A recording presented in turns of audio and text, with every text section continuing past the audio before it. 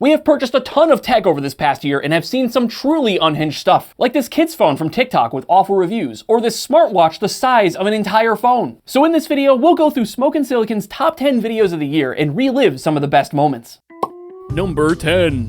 Here in the year of 2025, there is one thing every gaming PC needs more of: RGB. And as it turns out, thanks to the magic of TikTok, you don't have to spend all that much to get it. Here in this box is a $500 gaming PC that claims to be able to handle over 150 FPS in CS2. Let's open it up and see what it can really handle. And as you can see, this is an Ace Magic PC. If you've seen these PCs before on the channel, then you know they can be very small. They also may or may not have some sketchy malware installed on them, so we'll see what this one has. Oh baby, we got our PC right on top. That's so cool. You can see the fan in there. Hold on. Pew, pew, pew. Wow, look at that. Ooh, we have a light button. Excited to see what that does. On the side, oh, we got our annoying little stickers. For faster setup, avoid Wi-Fi or LAN initially. Connecting might trigger long updates. Oh wow, they really want to make sure you don't do that.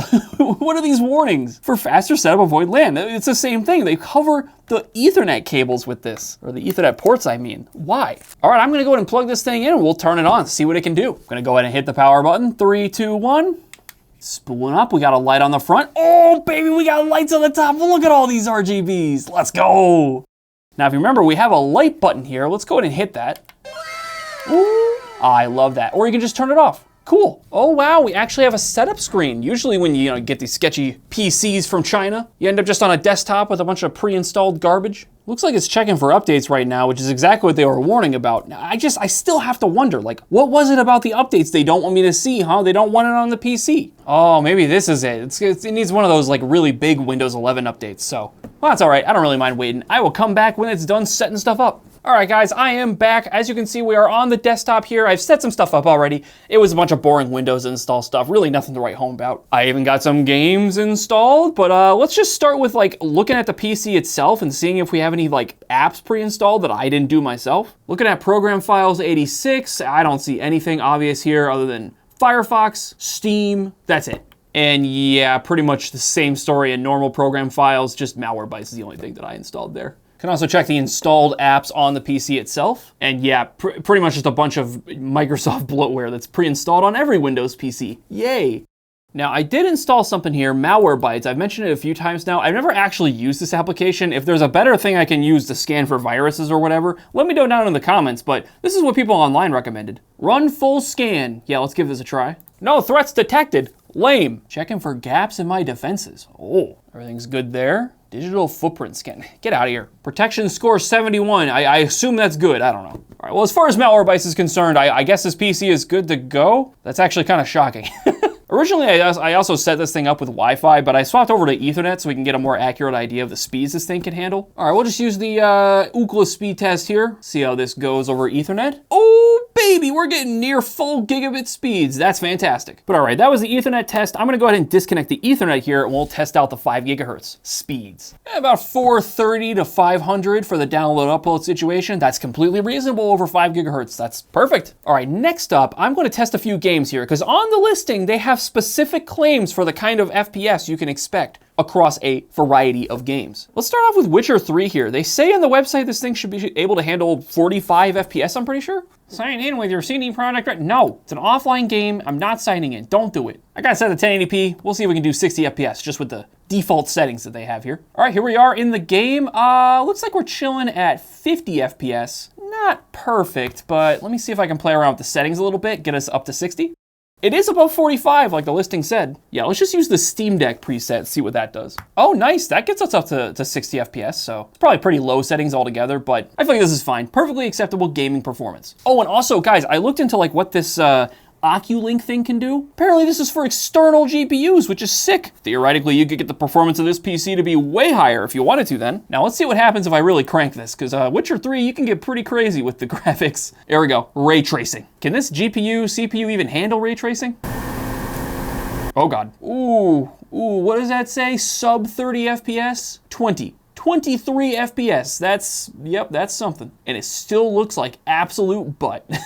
This is why people don't like ray tracing. This is horrible. Oh, look at that cinematic quality motion blur. It's making me so sick. But yeah, I mean, I'd say the listings claim of hitting 45 FPS in Witcher 3, pretty accurate. Let's try out Counter-Strike 2 next. It said 155 FPS. I don't play Counter-Strike, so I have no context if that's good or bad, but we're gonna find out. All right, we're on the main menu here. It says 40 FPS. All right, I'm just gonna put the game on low settings and we'll see what it does. It doesn't look very good, and I'm only seeing 120 FPS. It's also hitching quite a bit. Can I lower the settings even more? Not really, honestly. So I don't know where they were getting 155 FPS. In a normal game, 120 FPS is totally fine. CS2 though, I feel like, you need 500 FPS minimum. I don't know. Take those numbers what you will. The gaming performance on this PC, not amazing, but not terrible either. All right, last thing I want to test on this PC here, we're gonna run Cinebench and see what kind of scores we're looking at for this PC. Oh, and by the way, I guess I never really went over what this thing has. Cinebench isn't even doing anything and it's using up 100% of our CPU. I don't want to know. Anyway, this thing has a Ryzen 7 8845HS with 780M graphics. If that's good, let me know down below. I have no context. It's also got 32 gigs of RAM, which is pretty good. Terabyte SSD, ooh. I'm gonna assume that's an M.2. Yeah, it says NVMe SSD right there. That's fantastic. All right, let's start running the actual, we'll do a multi-core, because I think that thing said it had 16 threads, so. All right, it's been running for a few minutes now. It's probably gonna settle around this score. You can see it right there. It's number 7 on the list of CPUs they have there. Sitting at the 750-ish range for points. Okay guys, I think it's time we stop playing around and we go a little nerd mode with this PC here. On this bad boy right here, I have a live environment for Linux Mint. We're gonna throw it on this PC right here, test out a game or two, and see if it improves the overall performance of the PC. I haven't tested this thing yet, so it might not even work. Let's find out together. All right, as you can see, I am booted into our very Windows XP looking BIOS here. And I should just have to change our little boot drive to our USB stick we got plugged into the front of the PC. Give me the Penguin. Oh baby, there we go. Okay guys, we are up and running inside of Linux. Look at this, it's all working great. It's the Mint logo. Look, things are happening now. We got Steam open, Witcher 3 is ready to go. We're gonna test the same games and see what happens. Okay, and just like that, we are in the game. Get out of here, menu. I'm trying to walk around and look at this. I'm on the Steam Deck preset, kind of like we were trying on the other one. Looks pretty good so far. And just like last time, I'm seeing basically 50 plus FPS, almost 60 sometimes. Should I see what happens if I turn on ray tracing this time? This has gotta be bad, right? Oh, you know what? 25 FPS. Why is that mildly better? It's possible I have something changed, graphically a little bit, but I guess that's an improvement. It's slightly less cinematic quality motion blur. Look at those ray traced pores. You can only get that on Linux. Anyway, so Witcher 3 was mostly the same. Let's go ahead and move on to Counter-Strike 2 and see if we can get something closer to that 155 FPS that we saw on the listing. Oh, that's not a good sign, Art. 15 FPS in the main menu. Did this get worse? Oh no. Oh, it's because we're in 4K. Okay, that makes sense. Okay, we have it now at 1080p with the lowest settings I can go. Are we certain this is the lowest settings? Because it kind of looks like it's running worse. Oh, it went back to 4K, that's why. Hold on. There we go, that's more like it. That looks better. And in terms of performance, we are still not getting 155, so I have no idea where they got that number from. Oh, get him. I'm getting him. I'm shooting. I got him. Whoo, baby. Oh, you know what? If I go over into this area and look directly into the sky, look at that. Guys, we're above 150, 170. Oh, baby, Performance City out here. I'm gonna go ahead and shut this PC down and we're gonna open it up and see what's going on the inside. All right, let's start with these large silver screws on top here. I assume if I take these off, I can just get to the top of the PC at least, maybe get to RAM, hopefully? Or maybe the fact that they're these weird star screw bits indicates that I'm not supposed to open this first? I don't know. Oh, sure enough, the top just comes right off. We're right in there. There's the fan. I don't see anything in terms of the PC itself. I can't really easily access anything from here, but I can flip it over. I already took all the little rubber feet things off of the corners, and I can just use a Phillips head here to get the bottom opened up. Oh, there we go. It was a little annoying to get this bottom part off, but either way, now that I do have it open, you can see we have a fan here connected to the bottom of the PC, and most of the stuff you'd ever care about messing with is right here, easily accessible. Basically, here's our RAM right here, our 32 gigs of RAM. Normal laptop size memory slots here, so very nice to see that. We have 2 M.2 slots. This one right here, I'm assuming is our SSD. And then this looks like an adapter that's going to that Oculink output that we saw earlier. You can see it right there. So you can use this adapter to connect an external GPU. Yeah, this is a pretty cool little gaming PC. No malware, somewhat reasonable price for what you're getting. Most importantly, it has the RGBs. Is Ace Magic actually good? You guys will have to let me know down in the comments. Either way, I hope you enjoyed this video. Number 9. If you've ever opened the TEMU app on your phone, then you know they love to attack you instantly with pop-ups and way too good to be true deals. Click here to get $50 in TEMU cash. Whatever that means. Well, one day I got a pop-up that allowed me to add 3 items to my cart for 1 cent each. And all I had to do was buy 2 Nintendo Switch 2 consoles to get them. And so I went ahead and bought everything you see here. Here's the crazy part. To my surprise, TEMU decided to reverse scam me by canceling just the $1,000 of TEMU Switches I bought. They then decided to, for some reason, ship out the 3 1-penny items I bought. Now, 2 of those 1-penny items were tablets you guys saw in last week's video. Spoilers, they weren't worth 1 penny, I promise. But what I have right here is the real meat of the order. A 1-penny Samsung S25 Ultra. Let's open it up and see what exactly TEMU was trying to pull here. A better life with smartphones. What does that mean? Hold on, the side just says smartphones. Okay, taking the phone out. We got a SIM card removal tool just hanging out in the box. Yo, we got headphones with this? Let's go. This is the worst case I've ever seen. It's so bad. All right, I got the phone pulled out here, and hey, it looks like an S25 Ultra so far. What is this little like ring we have around the power button? Can I take that off? Oof, not easily. It's like glued on there, and it left like a bunch of residue behind. Come on now.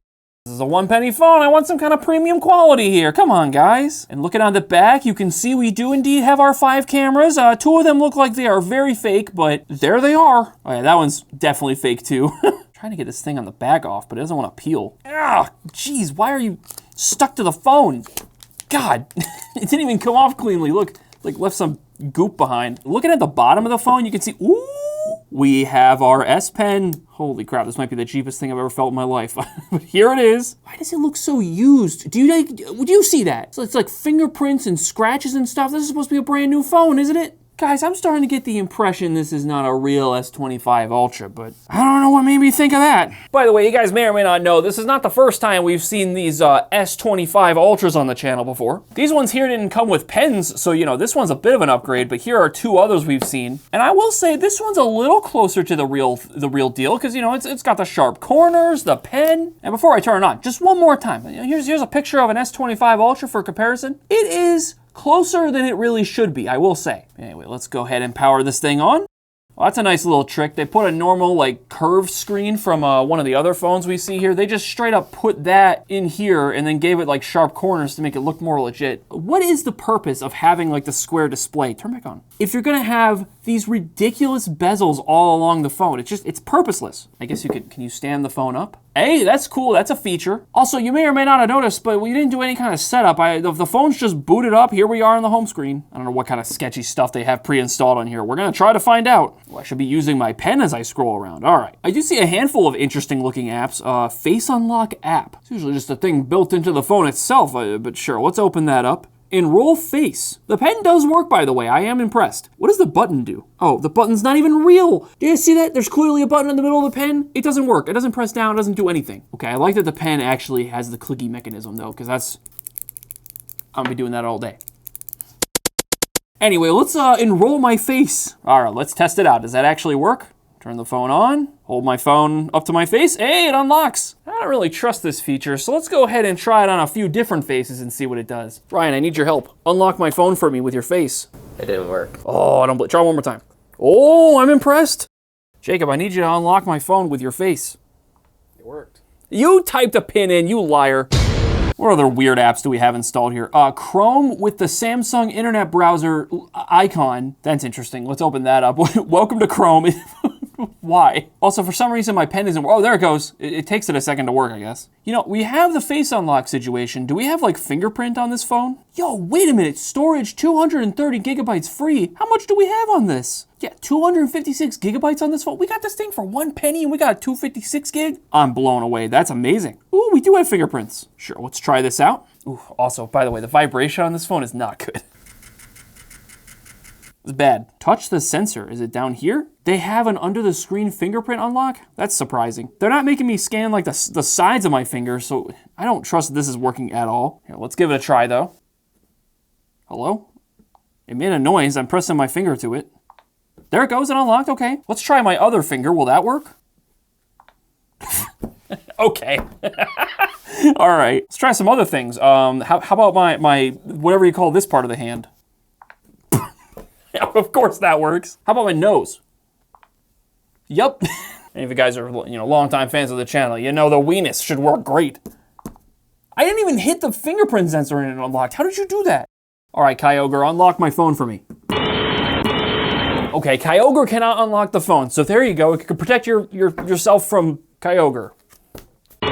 All right, I think I want to test out the camera next. All right, looks like it defaults to the rear cameras, which is good because I want to see, I'm just going to hold my finger up to the different lenses on the back here, and we're going to see how many of them are real. We're in the 1x right now. We'll play around with some of the other zoom levels. But okay, it looks like only the top lens is showing right now. The other two on the side aren't doing anything. So let me zoom out a little. I can't zoom out any more than one time, so it definitely doesn't have a macro lens. I can zoom up to 4 times. Does this change anything? No, it's always just that top camera. So these 4 here are all fakes. This one in particular definitely looks like it's like flash or an IR sensor or something. Oh my God, it's so blurry. How did you end up that blurry? Like, guys, I know it's a penny, but like, what is this? This is not a human being. This is a blur man. All right, let's try the front camera. It's pretty bad, but it's not quite as terrible. Okay, up next, I want to check out the system settings, see what version of Android we're on. It's an S24 Ultra. Oh, that's the first lie. It's supposed to be an S25. That made me angry. I apologize. Let's see here. What does this say this has? One UI 2.5, Android 14, 8 gigs of RAM, a Snapdragon 8 Gen 3. I don't think that's what that's called. Hold on. Okay, never mind. The Snapdragon 8 Gen 3 is a real thing. I just wasn't sure if that's what they actually called it. We'll verify later by downloading like a hardware info app or something, like what kind of chip this thing actually has.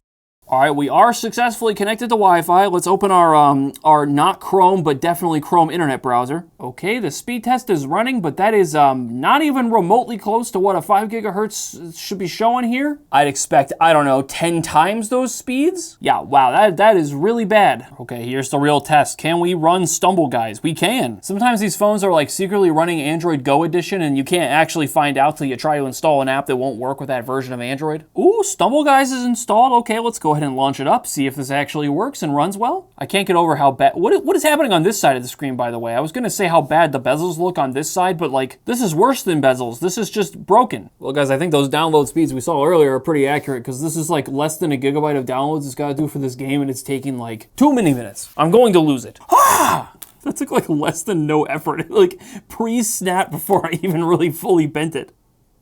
Wow, yeah, that's just a solid piece of plastic. No electronics going on in there. Oh my God, the phone is on fire. I think the game's finally ready to be played though. What happened? I didn't even hit anything. It opened Chrome and now the game has to restart? Is that what's happening? Will you please log in? Oh my God, please. I'm going to lose it. What kind of 1 cent phone can't handle Stumble Guys? It's too much cost for this little performance. It is so hot. The phone is so hot. We're not even in the game. Oh my God, the home screen is loading. The frame rate is so low. Oh my God. Is there a way I can like fix this, or is this just how the game is? What? The game crashed? Oh, you gotta be kidding me. Okay, it can't handle Stumble Guys. Facts. This is just how the phone is, I guess. Let's move on to checking out this device info hardware thing. Right off the bat, it's calling this an Alps S24 Ultra. The resolution is 1440 by 3200. That's not bad. That's like totally reasonable if that's accurate. Confirms 8 gigs of RAM, Snapdragon 8 Gen 3 for the platform as they call it. Okay. I just don't believe it. Vendor MediaTek. Is MediaTek the vendor for Snapdragon? I honestly don't know. No, it's Qualcomm. Qualcomm definitely makes the Snapdragon. What is a MediaTek? Okay, yeah, MediaTek makes like more entry-level phone chips. So there is no such thing as a MediaTek Snapdragon. That's a made-up thing. They just lied or whatever this CPU is. It's something else that MediaTek actually makes. Wait a minute, is that accurate? The front camera is 108 megapixels? That cannot possibly be right. The back one's 13. That's like more reasonable, but still, that doesn't sound accurate compared to the quality of camera we were seeing. What about the battery? This says it has 8,000 milliamp hours. That's really good for a phone, but I just don't trust that anything on this is accurate. Whatever. Last thing I want to check here is the YouTube playback. Can this thing handle YouTube videos? Based on that Stumble Guys performance, I'm thinking probably not, but we're gonna find out. TikTok ads. We always get TikTok ads on this channel. Don't know why. Find on Amazon, and in this video, we're gonna put these 1-star reviews too. The speakers are like, I don't know, they're not like the worst things I've ever heard, but they're really not good at all. Super tinny. It does get in full screen. What was that? What just happened there? Did you guys see that? Oh no, the resolution is so low. 360p and we're getting this kind of performance. Oh my God. You know what, guys? This is a perfect opportunity for me to test out the headphones. I'm kind of scared to put these in my ears, but I'm gonna do it for you guys. Wait, do they do the thing? If I try to pull them out? Okay, they do not instantly break apart. I have to pull at least that hard for them to break in half. If you guys didn't know, one time we pulled a USB-C cable out of a phone and it, yeah, I did that. I don't know, this is like usable technically. Should I be complaining this much for a phone we got for 1 penny? Yes, I think I should. In fact, last thing I wanna try with this phone, this is something we don't usually do with devices because phones are expensive, but we got this for a penny. Screw it, I'll do what I want. We're gonna do a bend test. Let's see how this goes. Oh no. The amount of flex. Oh, I think that's permanently bent now. Oh God. Did you guys hear the noise it made? Oh. That sounded horrible. Is it still working? Yeah, surprisingly it is. Should I try the other way? Holy crap. I can fix that. Let me bend it back real quick. Yeah, I don't think it should flex like that. Hey, it's working fine still somehow. What's that? What's that, brother? What was that? Did you guys see that? What even? I can't handle the levels of broken this phone is. Well, anyways, guys, I think that's all I want to test on this Samsung S25 we got for a penny from TEMU. Number 8. I bought over 15 phones and tablets from eBay for $90. And in this video, we'll test them out, see what's left on them. And guys, I'm gonna need a glove up for this one because these phones are nasty.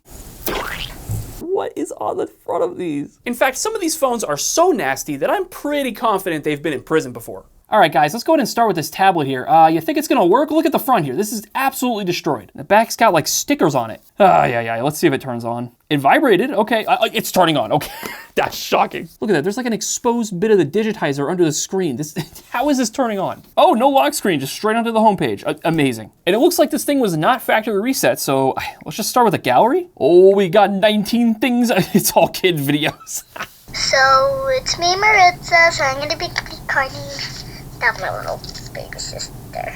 Every video on this is just this kid doing random recordings and making little vlogs with her sisters. It's very wholesome. Somehow we have emails on this thing. Your Sunday morning trip with Uber. It's like someone Ubering around for 12 bucks. Okay. Oh my gosh, I opened up Chrome and look at these Chrome tabs. That's so old. Got the Google Play Store, YouTube, and Google Maps.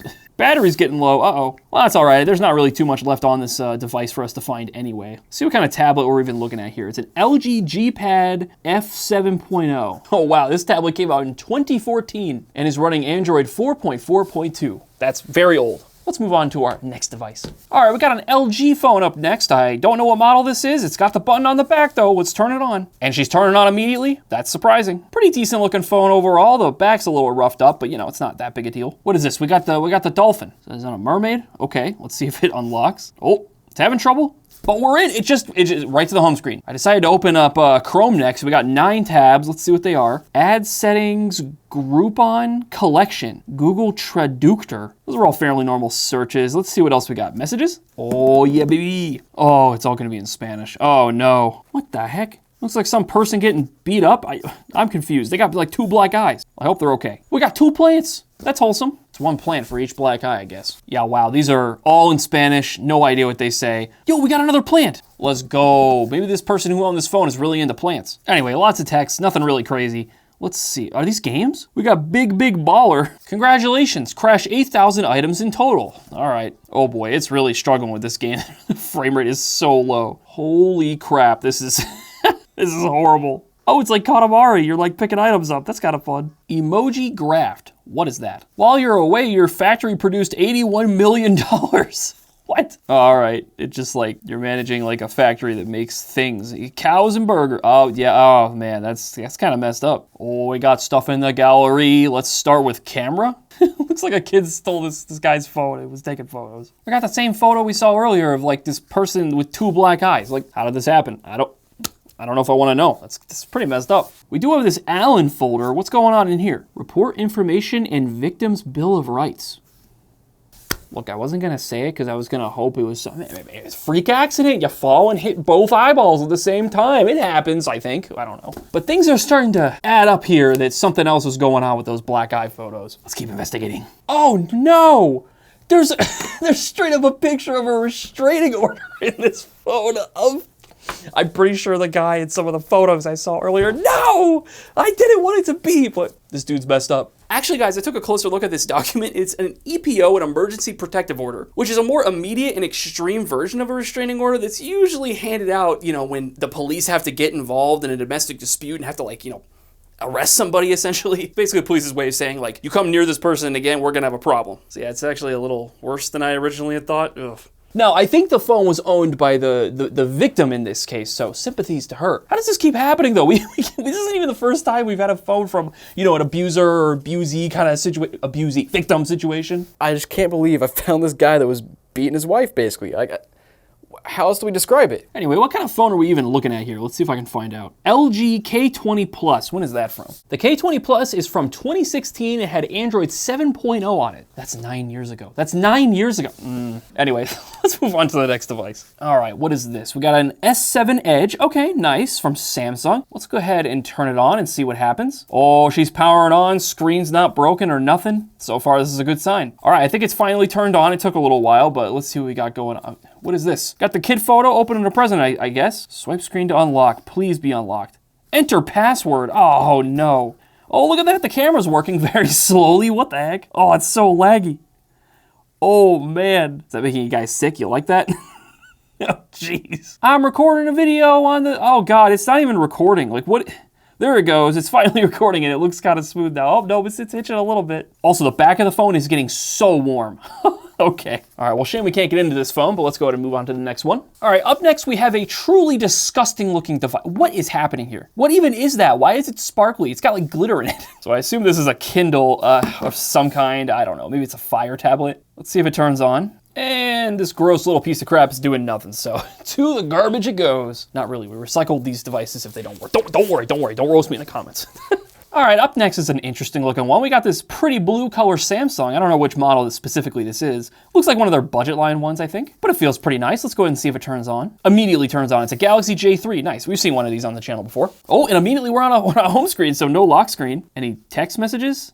Whoa, the text messages crashed, okay. We got some contacts, but no actual conversations. So maybe this is one of those phones that was like partially factory reset. We got the Facebook Messenger, that's kind of funny. Uh-oh, we got chat saved. Kept my balls and did my time like a man. This guy went to prison? I've been out 3 weeks. Oh no. I just did a 7-year in federal prison. Federal prison? Oh boy. No. I opened the gallery and there's stuff. I saw things, hold on. Bunch of random Instagram screenshots, all right. Oh, looks like they're getting Mexican food. That looks really good, honestly. Look at those chips. Those are some quality chips. Are you a parking ticket? What the heck? Because you've got fine written all over. Oh, we got a dog, that's cute. That's another dog. Very nice. Oh no, he's getting the special videos. Are these from Facebook? Actually, I guess I figured out a few things. A lot of the selfies are from Instagram, and then all the raunchy stuff is from WhatsApp images. Okay. Actually, now I'm curious. Is there like Instagram on this phone somewhere? Yep, there it is. It's loading stuff? You gotta be kidding me. I've never seen that. It's not really like showing me anything, but usually Instagram just forces you to sign in immediately. I can see his profile. That's awesome. Guy's got 64 followers. That's pretty good. I don't know how many followers we have on Smokin Silicon's Instagram. Go follow us there. I post things sometimes. Oh, I just noticed we have Tinder on this. There's no way this is gonna work, right? Wait, really? Oh no, it's gonna make me log in. Oh, we got Snapchat. It's working. Look, the camera's working and everything. It keeps just popping up with this thing. I can't get it to get past this screen, so I guess I can't see anything. Now we saw you got some interesting things from WhatsApp before, so let's go on and open that up. Your phone date is incorrect. Adjust your clock. Should I adjust it to today? Well, it looks like that's not gonna work, unfortunately. Let's see what kind of phone we're looking at exactly. I mean, we know it's a J3, but looks like we're on 8.0, which is probably what this phone shipped with. Let's check. Yep, and sure enough, the J3, this seems to be a 2018 model. It launched with 8.0, so you just never updated it, which is pretty funny. Let's go ahead and move on to the next phone, though. This thing is wild. All right, guys, we got another sticky boy here. What is this? What is this liquid? I'm gonna touch it. Oh! God, what? Look at this sticking to my glove. Oh, that's so gross. What is this? Oh, it's all over like the back too. One of these phones must have had some kind of like liquid issue or something, because half of these devices are just so sticky. Oh God, even the power button's covered. Oh geez. Will you turn on? It is turning on. You gotta be kidding me. It's so sticky. Oh my. What is this? I guess the screen is like half broken. Are we gonna be able to see anything on this device? Oh my God, we're on a home screen. Oh, locked screen now, okay. I have never seen a screen look like this. What happened to cause this? What on earth? Did this tablet have like some kind of 3D screen effect going on? I'm so confused. Like it actually looks like that feather is like popping out of the screen a little bit, but I can't tell if that's intentional or just a result of the strange way that this screen broke. Yeah, the touchscreen is just, it's not doing anything, guys. Well, that's a shame. Let's go ahead and move on to the next device though. All right, up next we got clearly some kind of iPhone. It's got a physical button, so that gives us a little bit of a hint that it's older than an 8. And on the back it says iPhone S. So 6S we got here, I think. All right, let's see if it turns on. Yeah, at this point, guys, I've tried everything. I mean, I've even cleaned out the port to see if like isopropyl alcohol could get some gunk out of like the charging port or something, but this iPhone just refuses to do anything at all. That's tragic. By the way, guys, these are all the devices so far as I've been testing stuff that just have some kind of issue or don't work or don't do anything. This orange tablet here is really something.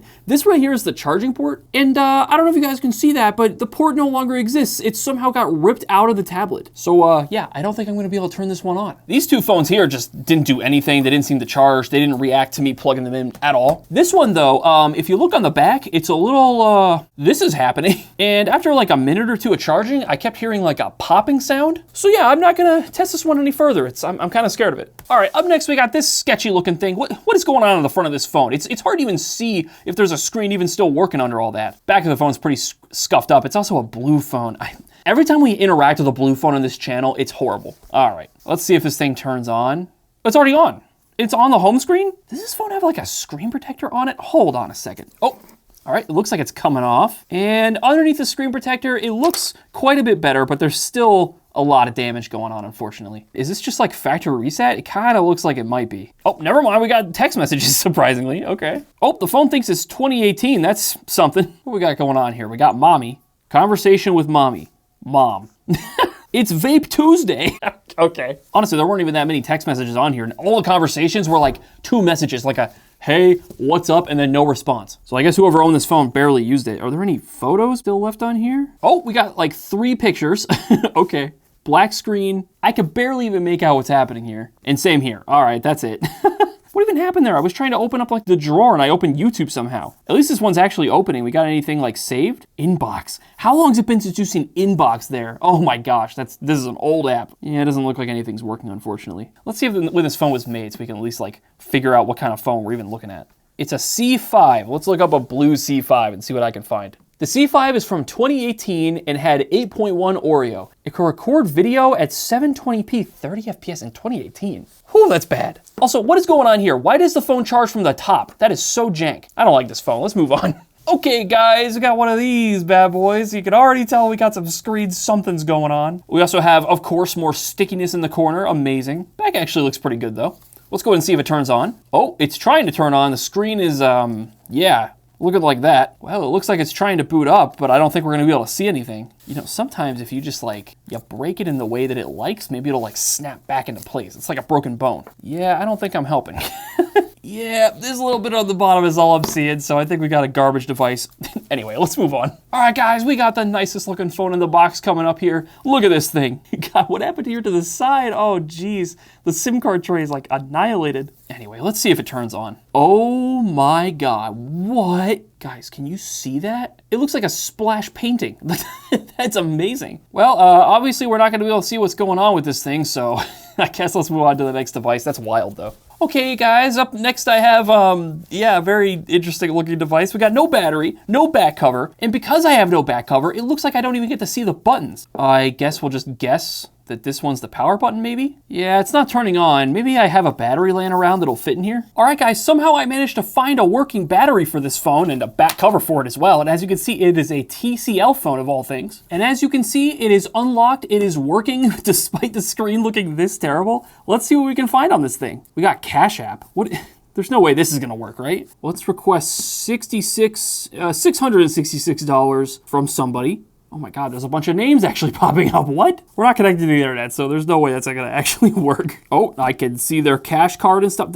You don't have a passcode on your phone, but I have access to like some methods of payment from you? That does not seem safe. Oh wow, there's like 6 failed transactions for $175 to Arco. What is Arco? Who knows? I feel like I'm seeing too much info about this person. What else we got on here? What is this? Discover bar. They had this on their home tray, but like never opened it? Whatever. We got Facebook down here. Also, I don't know if you guys will be able to see this, but now that we have a white background, what is this? There's some kind of goop down here. It's like an orange color, a reddish orange? Ugh, I don't wanna know. Maybe the orange goop is evidence that this phone also went to prison. Let's see, what else we got? Messenger? Oh, messages. Ooh. Oh my God, we have so many texts. What the heck? I just opened this random group chat. But first of all, reading anything on this phone is almost impossible because of the cracks. But it says BBL. And then someone else responded, Brazilian butt lift. Sure. Oh, I scrolled up a little and someone else said, yes, I'm going to get a BBL. I don't have words for that. Anyway, there are a ton of text messages on this phone. Let's move on to something else. We got Chrome. Oh, 8 tabs. Google online game. Lagged. Got avocados, email confirmed, Jack in the Box order. And then something here. Photoshop, I guess. I don't know. Okay, what else? Oh my God, we have so many things here. TEMU, we gotta open TEMU. Oh, I wanted to see their orders, just see if they're ordering, how many BBLs are they ordering off of TEMU, but it didn't want to load. We got Instagram here. Does this work? Oh, it's loading. Bro, even the pictures are loading? What the heck? When are these from? It doesn't seem to want to tell me. All right, that's enough of that. Yo, we got the McDonald's app? That's what's up. Check your Wi-Fi. Oh, come on. Oh boy, lots of photos on this phone. All right, they're all kid photos. Yeah, every last one of them. There's like 1,000 of them, but they're all kid photos. Looks like it's a TCL 30Z, which I looked up and it seems like it released in 2022 and it had Android 12 on it originally, which it looks like this still has. So actually it's a little more modern of a phone than I would have expected on the, based on the outside looks. And other than that, I don't think there's really anything left on this phone. I'm just amazed I got it to turn on at all. Let's go and move on to the next one. Guys, what is happening here? Is this the source of all the glitter we're seeing on the other devices? It's got paint all over it. I see an Amazon logo barely embossed, behind the paint. Let's see if it turns on. Oh, and it's already on. That's surprising. And we got the home screen here. Why is the resolution so low in this thing? I immediately got to see what device even is this? It's a Fire 7 9th generation tablet. Okay, let's see. What do we got on here? Any photos? We got a TikTok screenshot. Okay. Yo, we got a picture of Granny hanging out with the Grinch. That's rad. We got more Grinch stuff, it seems. This is alcoholic beverages, it looks like, with a little Grinch sticker. We got a picture of someone smashing a pumpkin. Okay. Oh my God, there are so many photos on this. The photos go all the way back to 2017. Holy crap. Actually, the wilder part is that it looks like this thing is synced all the way up through January 7th, 2024. That is a lot of use from this tablet. Anyway, it was really kid photos, random conversations, shopping lists, things like that. Wholesome stuff, thankfully. Anything in the library? No. I think this is where you'd see your books and stuff if you use this tablet for anything like that. Amazon games. Got any games? There's a bunch of stuff listed here, but nothing downloaded, it seems. Roblox. Anyway, let's see when the Fire 7 9th generation came out. It's a bit hard to find specific details, but it looks like this model of the Fire 7 came out in 2019, maybe? Anyway, let's move on to the next device. God, I forgot how crazy the back of this thing is. Okay, guys, up next, I think I have the mother load of stickiness here in this box. What is this? And the whole thing is caked with glitter glue, or whatever I'm looking at. Surprisingly, we're missing the back cover, but the back actually looks fine. So who knows, maybe it'll somehow boot up. Nope, even plugged in, it doesn't want to turn on, although the back of the phone is getting fairly warm somehow. Move on to the next phone, I guess. Okay, guys, up next, I got a pretty good looking one here. We got a pretty heavy Samsung phone, so it's got a battery in it. Oh, it's a little bent. Oh, man. Let's see if it just turns on, though. Oh, what is this? We have seen every variety of screen damage in this video. What am I looking at? I mean, it looks like it's on the lock screen or something because I'm pressing the power button on and off and it's working. So something inside of there is still functional. Number 7. Did you guys know that tablets these days are expensive? I mean, seriously, I need to shell out $500 just for this little iPad Air? What? Well, in this video, I instead bought the 4 cheapest tablets I could find on Walmart.com, including this one that's somehow $5. How? Let's go ahead and start opening them up. How bad could they be, right? This device, it makes me hate everything. So this first one's actually our most expensive tablet at $30 whole. All right, opening the box up, we have our very nice pink tablet right on top. Oh my God, what is this? Is this AI generated? What am I looking at? And I guess first, before I turn it on, we could just look at the device. We have the smallest cameras in the world. You get power and volume, nothing on the other side, nothing on the bottom. And on the top, you get a USB-C charger, which is surprising actually, and a little SD card slot, and a headphone jack, wow. Let's see, does this thing have any power by default? Ooh, it's booting up. Android Go Edition. This is like the lighter version of Android, I think, that's made for super cheap, lightweight devices like this. Well, as long as it works, that's fine. It just means you don't have like full access to the Play Store, I don't think. Ooh, $30 is not enough to give you 5 gigahertz Wi-Fi. That's painful. Guys, it's been getting my tablet ready for a long time now. What is going on? This is a good time to remind you guys that this is the most expensive tablet in this video and we're already having problems. Ooh. Oh, just a few moments. It hurt me talking crap. I'm an adult or teen, thank you very much, I think. Getting account info. Oh, baby, we made it to a home screen. That was like 7 minutes of my life waiting for this. Holy crap. What kind of Android is this? These icons all just look a little off. Or maybe that's just because of the really like washed out colors in this display. I can't quite tell. Let me open the settings. We gotta see what version this is. It's so slow. How can this be so slow already? Running Android version 14? No. Bro, Android 14 came out in like 2023. I don't believe it. Honestly, the first thing I want to do here, I just want to open YouTube and see if this thing can handle playing a YouTube video. Because I feel like $30, you can watch YouTube on it. There's some value there, right? It crashed. Excuse me? Play Store's opening. Okay. Do we got like updates or something? Nope. Oh, Play Store crashed after all.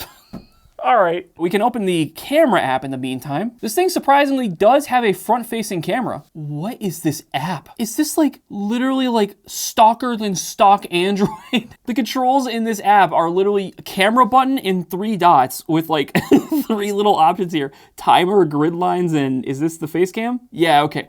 Oh my God, why is it so green? Bro, I didn't know I was living in the Matrix out here. Holy crap. There we go. Let's go ahead and try out the rear camera. I mean, that's better than the face cam. Just, not by much. All right, I've had this device sitting around for a few more minutes now. Let's see if I can keep the Play Store open for longer than 3 seconds. Oh, sure enough, because we're on Android Go, looking for Stumble, guys. This app won't work for your device. Yeah, wait a minute. How did I forget about that already? When it booted up, it said Android Go edition or whatever. How can we be on Android 14? This tablet. It's getting to me. I can install device info though, so let's go ahead and open that up when it's done installing. We can get to the bottom of this Android debacle. I mean, it says Android 14. It says Android 14. What? Let me know down in the comments. What am I missing here? I don't even know anymore. Apparently this thing's using a Rockchip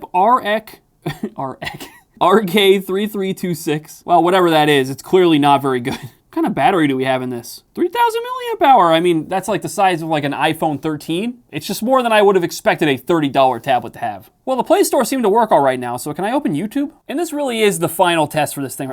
TikTok ads. Guys, we always get TikTok ads whenever we buy these cheap devices from wherever. But all right, guys, this is the actual final test if this tablet is gonna be good or bad. Not a good sign. It is having a lot of trouble loading the video. What quality is it trying to load? 360p. Ooh, baby. Yeah, it does not want to load the video. Should I lower the quality? 144p, here we go. Yeah, that's working. Okay. It looks like it might glow in the dark or something. The speaker's not good. It's not good at all. What is this? We're just frozen on an ad now. Yeah, I'm gonna call it YouTube unusable on this device. Let's go ahead and move on to the next tablet. It can't get any worse, right? I feel pain. All right, guys, up next in this bag, I somehow have 2 tablets. The next most expensive in line after the $30 one, though, is this guy here. This one was like 20-something dollars. I guess we can go ahead and open it up since it's already pre-opened for me. You can see we have our very green tablet right on top. What is going on here? We got like a speaker hole down here. Okay. I mean, I kind of like the design of this one. It's very kids-like, I think. Is this even the right tablet? What? It's supposed to be the bought-in Android tablets for kids, and they have like a picture of like a red thing down there, but that doesn't look anything like the tablet I have here. Oh boy. What is this? It's like a dog thing. It's got a kickstand. All right. Oh, there's a stylus and a little USB thingy. Let me just start by taking these peelies off. Oh God. Big one on the back here. Oh, it's really sticking to it. Come on. Oh, God! Ah! I guess we could go in and put on our protective case. All right, it's in its final form. The kickstand just sticks out like that and, like, barely works. It doesn't, like, go out any farther. You just have to, like, bend it out. $20, guys. Let's go ahead and turn it on, see what happens. Is this seriously, like, our boot screen? What's it doing? What is it doing? Oh, Android is starting. That really was the boot screen, like the loading screen for this. Oh, battery's low. Oh, I gotta plug it in. Oh, geez. Oh my God, it's so loud. Guys, I don't know if that came through on the mic, but that is unfathomably loud. How can that be? And first impression, I mean, it is Android, and actually this thing is like kind of smooth and not, wait, what was that? What just happened? It just like moved to the middle for a second. Anyway, it's like not laggy or anything. Also, this thing is just moving all over the place because of the stupid case. I gotta take this thing off. As you guys can see, we have 20 million apps pre-installed, and I don't see any way to have like an app drawer. So this must just be every app on the device. There's like an email button over here. What is this launcher? Can we talk about the fact that it just booted right up and didn't ask for any kind of setup process? Is this thing running a modified version of Android? We'll never know. Honestly, I didn't notice this earlier because it's kind of, they blend into the background, but we got a few other things here. What is this? Allow browser to record video? No. Device's location? No. Why does a browser need all this info? No, do not have access to my stuff. No contacts. Permission denied, you can change them in settings. I'm not giving that crap. That's crazy. That feels like pure spyware, by the way. Surprisingly, it does have the Play Store somehow. So as much as I don't want to, I guess I can get signed in and see what happens. Before I do that though, I should look at the settings real quick. This looks like Android 9. I was gonna say like 7 or 8. Who knows if that's accurate though? It's a model number Q768. Android security patch level 2016. That's recent enough, right? 37 apps installed. That's a lot of pre-installed stuff. Oh my God. How do I even turn that down? Oh my God, it's on max volume. Well, I'm trying to sign in, it just says checking info. It's been stuck on this screen for a long time. So far, this tablet is like in some way, did you guys see that? We just went down a percentage point while it's plugged in. $20. Oh, a sign-in page finally popped up. Come on, sign in. You can do it. Something went wrong. No! Who knows? If I tried again anyway, it probably wouldn't work. That's why they pre-installed all these apps, I imagine. Does YouTube work? That's such an old YouTube logo. Is this literally opening YouTube in a browser? Contacting Google. This may take a minute. What do they need to know? I'm just opening YouTube. Gotta ask its mom for permission. Guys, we're still going down in percentage. We're down to 8% battery left. Google took too long to respond. Okay. Oh, okay, it opened anyway. We're in a very old version of Chrome. It's slowly opening. Okay, let's see if this works. Come on, you can do it. What are we doing? Why are we still here? Just to suffer? You may disagree. Maybe you just want the tablet for games or something, but in my opinion, if it can't run YouTube, what is the point of even paying the $20 for this stupid thing? Oh, it's slowly loading and oh my God, it's so buggy. Go full screen. It took it like, I don't know, 5 minutes, by the way, to load. I can't even tell what quality it is because the touch isn't even detecting that I'm touching the stupid gear icon in the corner. Oh, I'm gonna lose it. Speakers are so bad. The speakers are so bad. You know, I didn't know it could be done, but this device, it makes me hate everything. It's so bad at everything. Also, we're down to 5% battery life in case you were curious. Let's try some other apps. We have Subway Surf. I mean, it is Subway surfing fairly well, and it's not dropping that many frames. That's kind of shocking. Wait a minute, guys. What is this? Fish Farts Kids. There it is. It's a real game, I guess. Buy fish farts. I'd rather not. The whole idea, you're just tapping fish and then they start zooming. That's it? Okay. Oh yeah, we do have a camera on this thing, so... Oh, there's 2 cameras actually. If I can find the camera, there it is. We can test that out. Hey, this is a more advanced camera app than that other device. Starting with the front, oh God. Yeah, I mean, I guess this is a little better than the $30 tablet, but that's not saying much. Oh my God, the rear cam is so zoomed in. I didn't zoom that in at all. This is just the default level that it was at.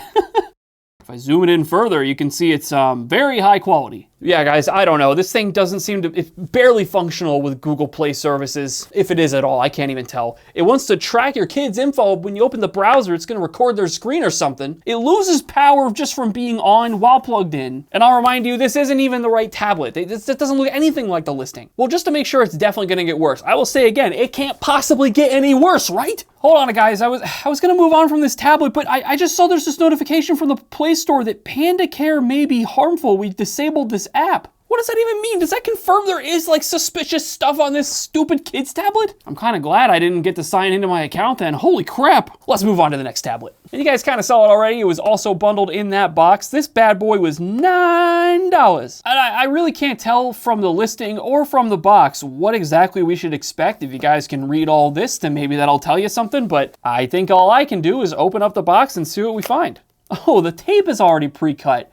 Very nice, guys. Is it literally, is the tablet just like in there? There's no packaging, no nothing. There it is. Oh, what? Guys, it weighs less than nothing. I don't even know how to convey to you how much nothing this weighs. Oh my God. It takes AAA batteries. Oh my god. Also, this is like a back panel. It's supposed to have like a screw in it to like hold it in, and the screw's just not there. You don't need that. It's the cheapest plastic I've ever felt in my life. They have like fake buttons up here, a fake thingy. There's a fake thingy here, more fake buttons. I thought this might be like a screen protector or something, but I don't think so. I think we might have literally bought a kid's toy. Let me go find batteries and I'll see if it does anything interesting. All right, guys, I got the batteries in the $9 tablet.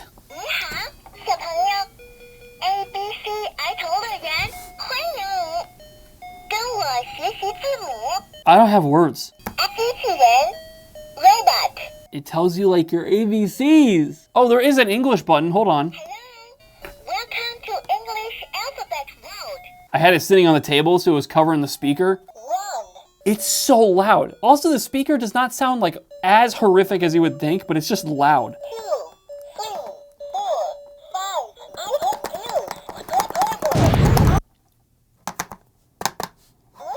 Oh, thought I broke it for a second. Please learn the letter with me. I don't want to learn the letters with you. You scare me. Oh, yeah, there's volume control. I can turn it down. That's better. 1 equals 3. 2 plus 2 equals. If you didn't figure it out, you push buttons on the device. It plays an audio track. Someone put time and effort into making this. This is some poor soul's life work. I can't, it's just so loud. I tried to reboot it because it was being like weird and frozen, and my brain's overwhelmed, and I'm done with this. But guys, I know what you're thinking. It can't possibly get any worse, right? Well, we're gonna find out because we have one more tablet. This bad boy is $4.77. Let's go ahead and open it up. iPad mini English computer. Okay.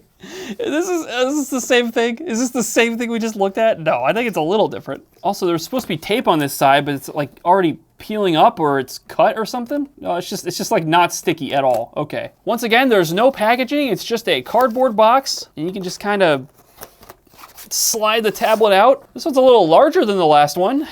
That's something. You know, I got the AAAs out of that other one we used, and I'm surprised. This thing uses AA's. It's an upgrade, I think. More power to blast my eardrums with. All right, guys, here we go. I'm gonna turn it on. It's not playing music or screaming at me immediately. Oh, all right, let's start pressing buttons. What? Word mode. Notebook. Oh, it tells me the word now. Why does the hamburger make that noise? Why does the hot dog make that noise? Ugh! Asking mode. Where is the phone? What? Where is the telephone? Telephone. Where is the top? What? That's enough!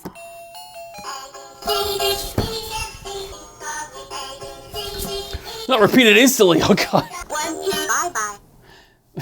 Bye-bye. At least it's saying the right ABC song. You can click this video, I guess it's over here. There's a video where the device had the wrong ABCs. My brain is melted if you can't tell. I can't handle this. HIJKLMN. The ABC song she just sang was wrong. Yeah, guys, I'm gonna say it got worse as we got to the cheaper devices. I would definitely say that's the case. But let me know if you guys enjoyed this video. Number 6. TikTok is an interesting platform because of the doom scroll effect and the fact that it's going to be banned in the US soon. However, did you know that you can also buy stuff on TikTok? Well, apparently you can. So I bought a bunch of phones with 1-star reviews from TikTok, and in this video, we're going to put these 1-star reviews to the test to see if these phones deserve it. So I bought 4 phones to go through, and we're going to start with this $30 iPhone thing that has very concerning reviews. Like, one review says the phone does not even turn on, and another person said, I'll just have to read it for you. It says, product was poor, it didn't help, the delivery driver threw the parcel over my gate and never knocked. I got it on CCTV, phone didn't work, and looked more Luke a iPhone than an Android, which I wanted. So that didn't help me at all. Let's open it up and see what it is. 30 bucks, TikTok. Yeah, wow, this thing is tiny. It fits in the palm of my hand. Let's go ahead and see what's inside of here. And oh my goodness, there's no way this is real. Dude, this thing is tiny. Let's see what else is in this package here. Oh, we got a custom little case. We've got a SIM card eject tool. Got some other cords, whatever stuff. I don't care. Let's check out this phone and let's go ahead and peel off the screen protector. Whew. And my goodness, just for a size comparison, here is my iPhone 13 Pro, which is about 4 times the size of it, but it does indeed look like an iPhone. Got the same camera layout, even says smartphone here on the back. But let's go ahead and see if this thing turns on and see if that first review was wrong. Oh, we got life, yo.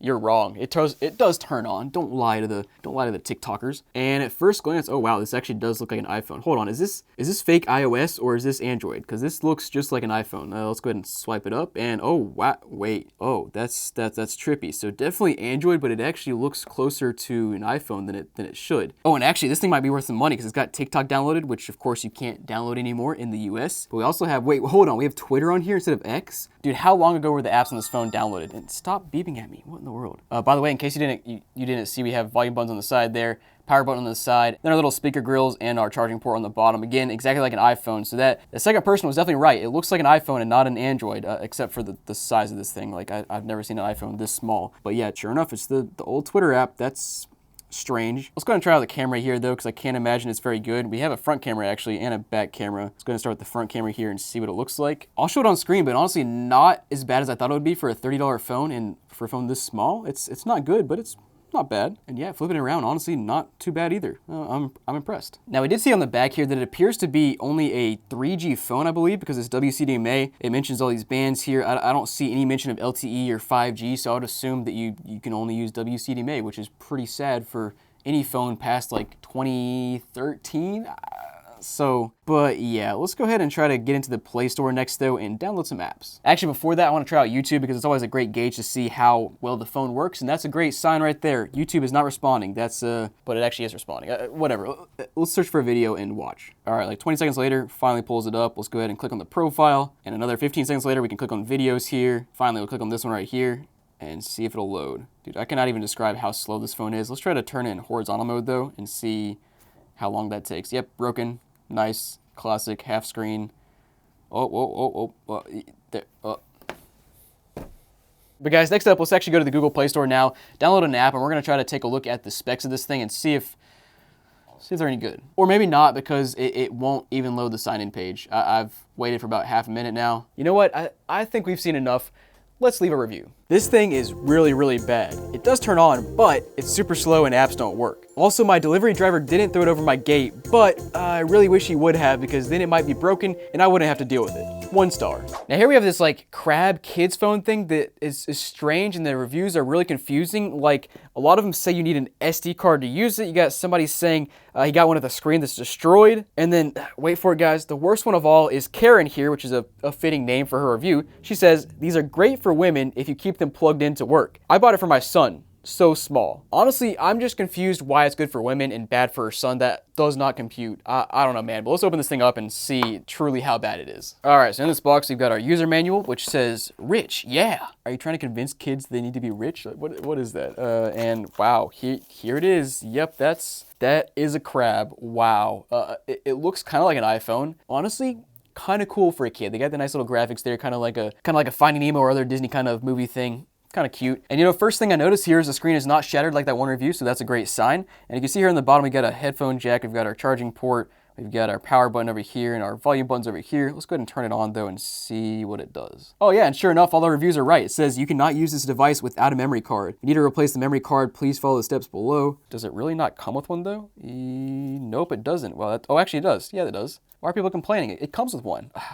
What the heck? Oh, and yeah, sure enough, we are booted up here. I did not even notice. Let's go ahead and throw it back in this case. And I have no idea what kind of OS this is. We have a camera, video, photos, recorder, music player, timer, torch. Hold on, let's try the torch. Do not shoot directly at eyes. It's quite literally the wimpiest flashlight I've ever seen in my life. Ooga booga. We also got an alarm, calculator, stopwatch, pedometer, theme, games. Oh, we got games, nice, and a story. Oh, and habits, paint, travel. Actually, there's a lot of stuff on this thing for being a little kid's phone. Let's go and try out the theme first, see what other themes there are on this thing. Oh, you can change the background, space, got a desert. We also got travel. What is that? Travel around the world. Pacific Ocean, Atlantic Ocean, Arctic Ocean, South America. Yeah, let's go to South America. South America. Okay. Africa. So it just tells you where you are? Europe. Atlantic Ocean.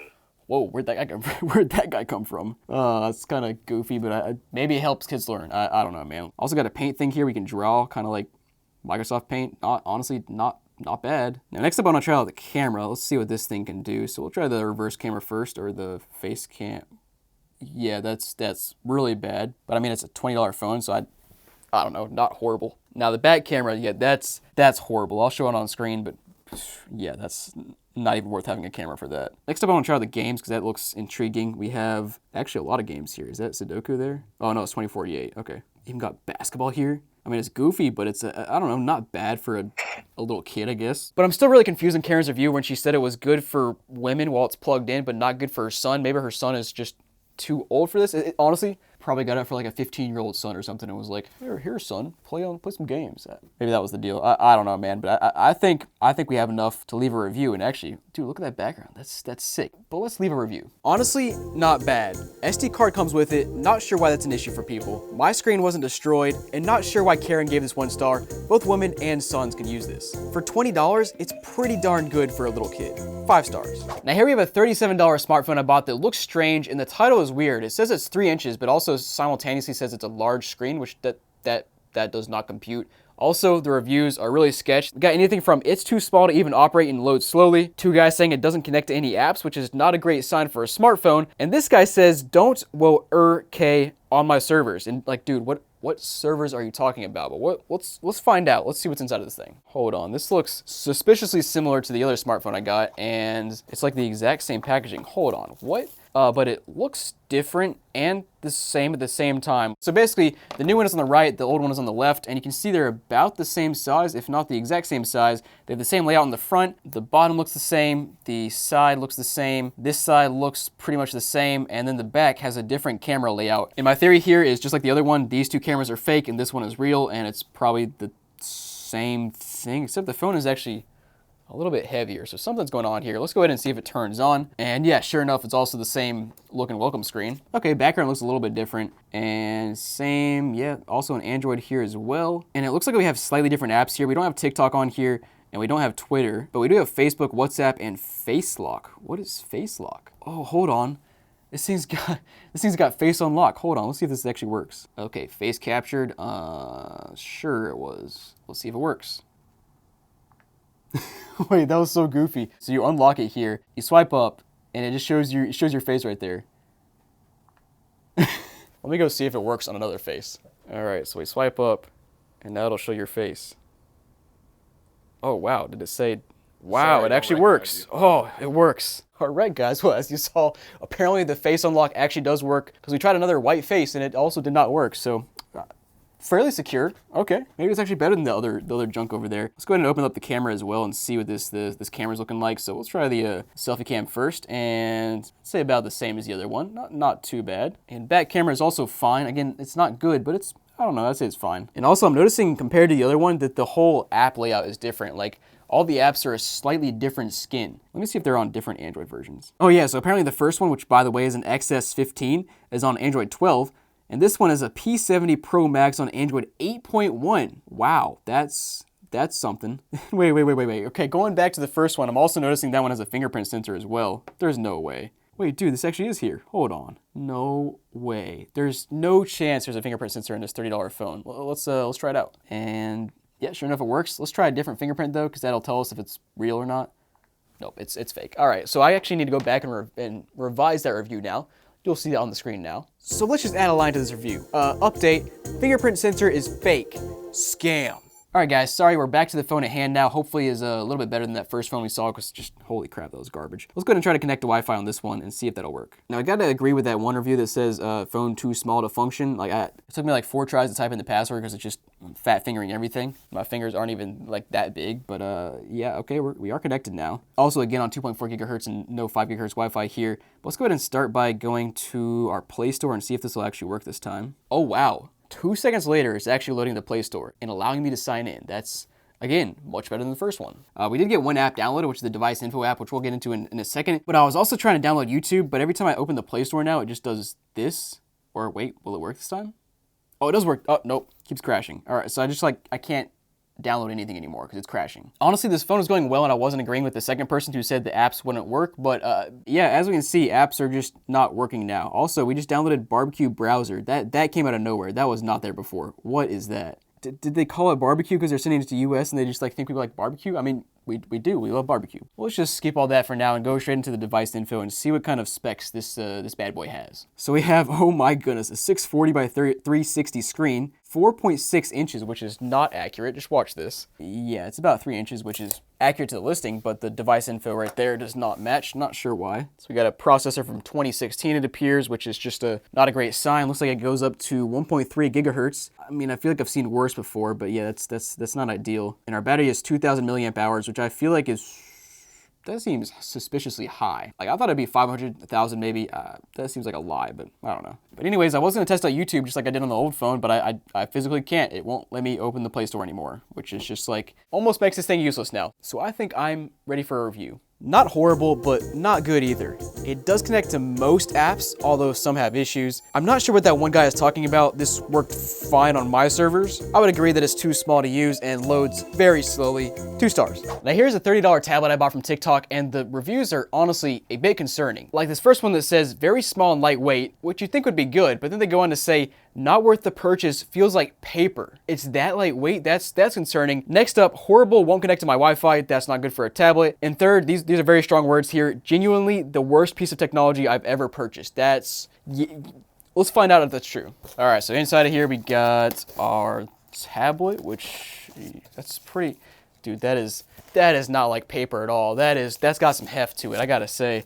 Also got a cable in here and a little manual or whatever, which I don't care about. But taking the tablet out of the little paper here, that's a strange shape. So we have, yeah, what in the world? I guess it's meant to be used horizontally because vertically it looks just strange. Let's go ahead and see if it turns on. I'm pretty sure there were some reviews saying it didn't turn on as well, but let's see what it does. All right, so here right off the bat on setup, we get to connect to Wi-Fi to see if review number 2 is true. And we can see some Wi-Fi networks here. Let's go ahead and click on one of them and see if I can actually connect though. And yeah, I think it's connected. Let's go ahead and finish setting up and see if it actually works. Also, I might get a virus on my network from signing into these things. Not quite sure, but we'll risk it for the biscuit. Specifically, a chicken, egg, and cheese Bojangles biscuit. Delicious. Hallelujah, we're finally set up like 15 minutes later and it is currently loading the apps. As you can see, it's pretty slow. Got a little Google search bar up there with a little guy running by, and by the way, this tablet screen is pretty dim. Can I turn it up? Hello? Oh, it's just frozen now. All right, a little bit brighter, but definitely not nearly as bright as the 2 phones earlier. But let's go ahead and start by, I guess, we'll just hop into YouTube to start with because we already have Wi-Fi connected. We'll see if YouTube works. I'm having flashbacks to the last phone in this video where the guy said it wouldn't connect to his servers, and now I have this tablet not connecting to the server. Can I search anything? Let's try Google search. Chocolate cake recipe. Yeah, that's the top suggested search. Sure. Okay, Google search works, so it's just YouTube that's dead, I guess. Will the Play Store load? Oh, whoa. Play Store worked for about 2 seconds and then crashed. Not far into it, but I'm starting to agree with that one dude that said, genuinely the worst piece of technology he's ever used. It's pretty bad so far. Now, somehow I was able to stay in the Play Store long enough to download the device info app, so let's load that up and try to get some specs on this bad boy. So, looks like we have 2 gigs of RAM, we have about 26 gigs of internal storage, we have a 600 by 1024 display with 60 hertz and a 6.9 inches. Let's test that. 6.9, yeah, that's accurate, okay. Now on the device tab, it says it's a model CP80, the manufacturer is DJoy, and the brand is Cooper's. Okay, that doesn't mean anything to me, honestly. We're on Android, dude, hold on. We're on Android 11, but the title photo on TikTok says Android 12. I mean, come on, we're just straight up lying what we're selling? What in the world, man? Now, the CPU seems to be a bit beefier than the last phone we saw. This has quad-core 1.46 gigahertz, so a little bit more powerful just from raw numbers. And then our battery here appears to be 3,000 milliamp hours, which I'd say is believable for how large and heavy this thing is. Again, I still don't get the light as paper review. But next up, let's try these cameras and see how frankly bad these are. I didn't see any reviews on the cameras, but I can't imagine they're very good. All right, selfie cam, and oh my goodness, you guys are not ready for this one. That's rough. That makes it even worse. You can see it on a big screen now. I guess the positive to the 3-inch screen is you can barely see what you're looking at, so you're like, oh, that might look fine, when in reality it's probably horrible. But let's do the back camera now and just like, holy crap, that's, oh man. Yeah, kind of as expected, it's not very good. Now, I do want to go back and try out YouTube and see if that'll actually work this time. It's kind of disappointing it didn't before. All right, so YouTube straight up will just not open now. You can even see the little animation of it trying to open, and it just never actually opens. Like, what in the world? I guess we could try YouTube in Chrome. Maybe that'll work better than the app. And yeah, sure enough, it at least loads up. Let's go ahead and do a little search here. All right, so on the channel now, let's go ahead and pull up a video here. And yeah, you know it's a bad sign when even the ad won't load. Like the ad is just frozen, which honestly, in my experience, just never happens on YouTube, but it's been frozen for about a minute now. Well guys, I think we have enough info here to review this device. Man, this thing sucks. My hair turned gray waiting for apps to load. Not sure it's the worst piece of tech I've ever used, but it's up there. 1 star. So guys, thanks for watching. Hope you enjoyed this video. Let me know down below what you think about these devices, and I'll see you guys next time. Number 5. It's been 6 months since I discovered that there are Redbox kiosks out there that still work despite the company going bankrupt. And in this video, we'll revisit every kiosk I found 6 months ago and see if they still work in 2025. Now, when we first found some Redbox kiosks 6 months ago, the wildest part wasn't that they still worked, but the fact that you could buy or rent a movie with your card and never be charged. Not yet, at least, anyway. Now, some bad actors unfortunately took advantage of this by emptying out a bunch of kiosks, forcefully, but this whole Redbox situation has changed a lot since we filmed that original video. But there is still some hope. Now, the first place I had to stop at was the very first working kiosk we found last year at a Food Lion. And right off the bat, I was struck with a bad sign for things to come. It's gone. Not just no longer working, but gone. Look, you can even see the holes where the kiosk was screwed to the ground. This truly is a tragic start to our journey. Moving on, I figured I'd try out the first double kiosk we found last year at a Walgreens, which I thought would be a good move since I was still able to use this one back in November. But as I pulled up into almost the same parking spot, you can see it's gone.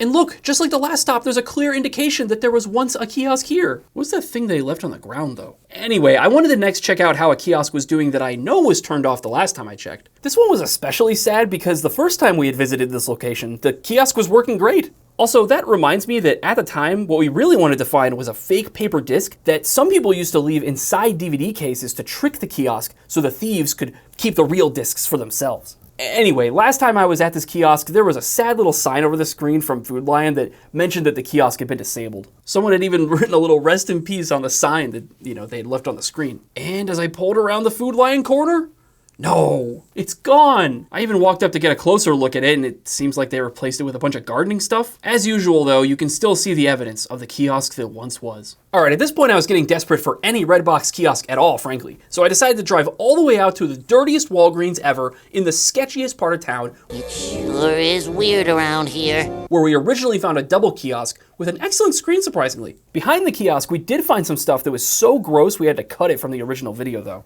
But when I pulled into the parking lot, all I could see were porta potties? What is going on at this Walgreens? And look, they're directly over top of where the red boxes were. Gross. Now, why is it that so many of these locations are missing kiosks? To catch you up quickly, Redbox ran out of monies and was shut down so quickly that a plan to remove the kiosks was never acted out. This means that 6 months ago, it was fairly easy for Jacob and I to roll up to any place Google Maps said a kiosk should still be and find a machine still working like nothing was even wrong. Eventually, though, stores started noticing that these kiosks were surprisingly expensive to keep running, so it quickly became imperative for many businesses to at least unplug their kiosks. Other companies started paying contractors to come and remove the kiosks, all while some people were just straight up breaking into them and stealing movies. Or they just steal the entire Redbox machine before the contractors could get to them. So now in 2025, this means that there really are just not that many kiosks left for me to find anymore. Let's keep going though and see what else I can find. Next up on my journey was a Food Lion where Jacob and I 6 months ago had found a guy actually returning and renting a movie from a kiosk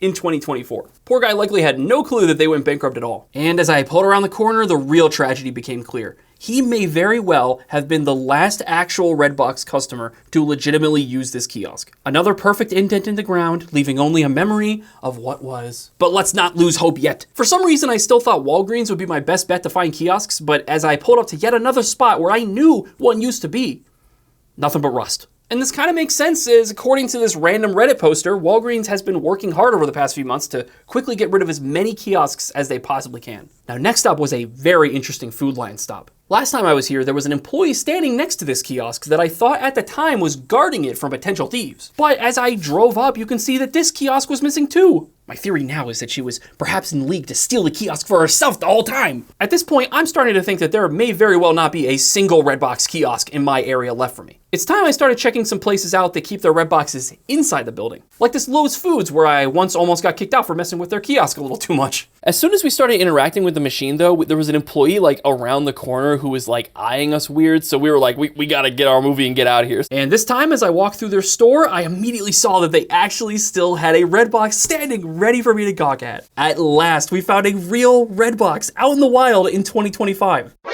But as you can see, someone had unplugged it and I could no longer use this beautiful movie-making machine. But hey, at least we could still find our Redbox at all, right? Invigorated by our good fortune, I decided to travel next to somewhere different. A Dollar General. Google Maps said I'd find a Redbox here, but as I walked up to the front of the building, I found nothing. There's not even like a trace of a kiosk, so I don't know what Google was thinking here. But hey, it's not over yet. Up next was one of my favorite Redbox stops from last year, a random Circle K. Maybe this cop we found 6 months ago has been stopping people from trying to steal this kiosk all this time. This one looks sad, sun-bleached, and neglected the first time we checked it out 6 months back, and as you can see, it still was not in great shape. But hey, it's still standing at all, so I can't complain. And next stop was a similar story. Last year, Jacob and I stopped at this Lowe's Foods and found this strange kiosk inside that was on a Windows 10 sign-in screen, okay. Unfortunately, when I visited this kiosk again, the screen tragically wasn't even on anymore.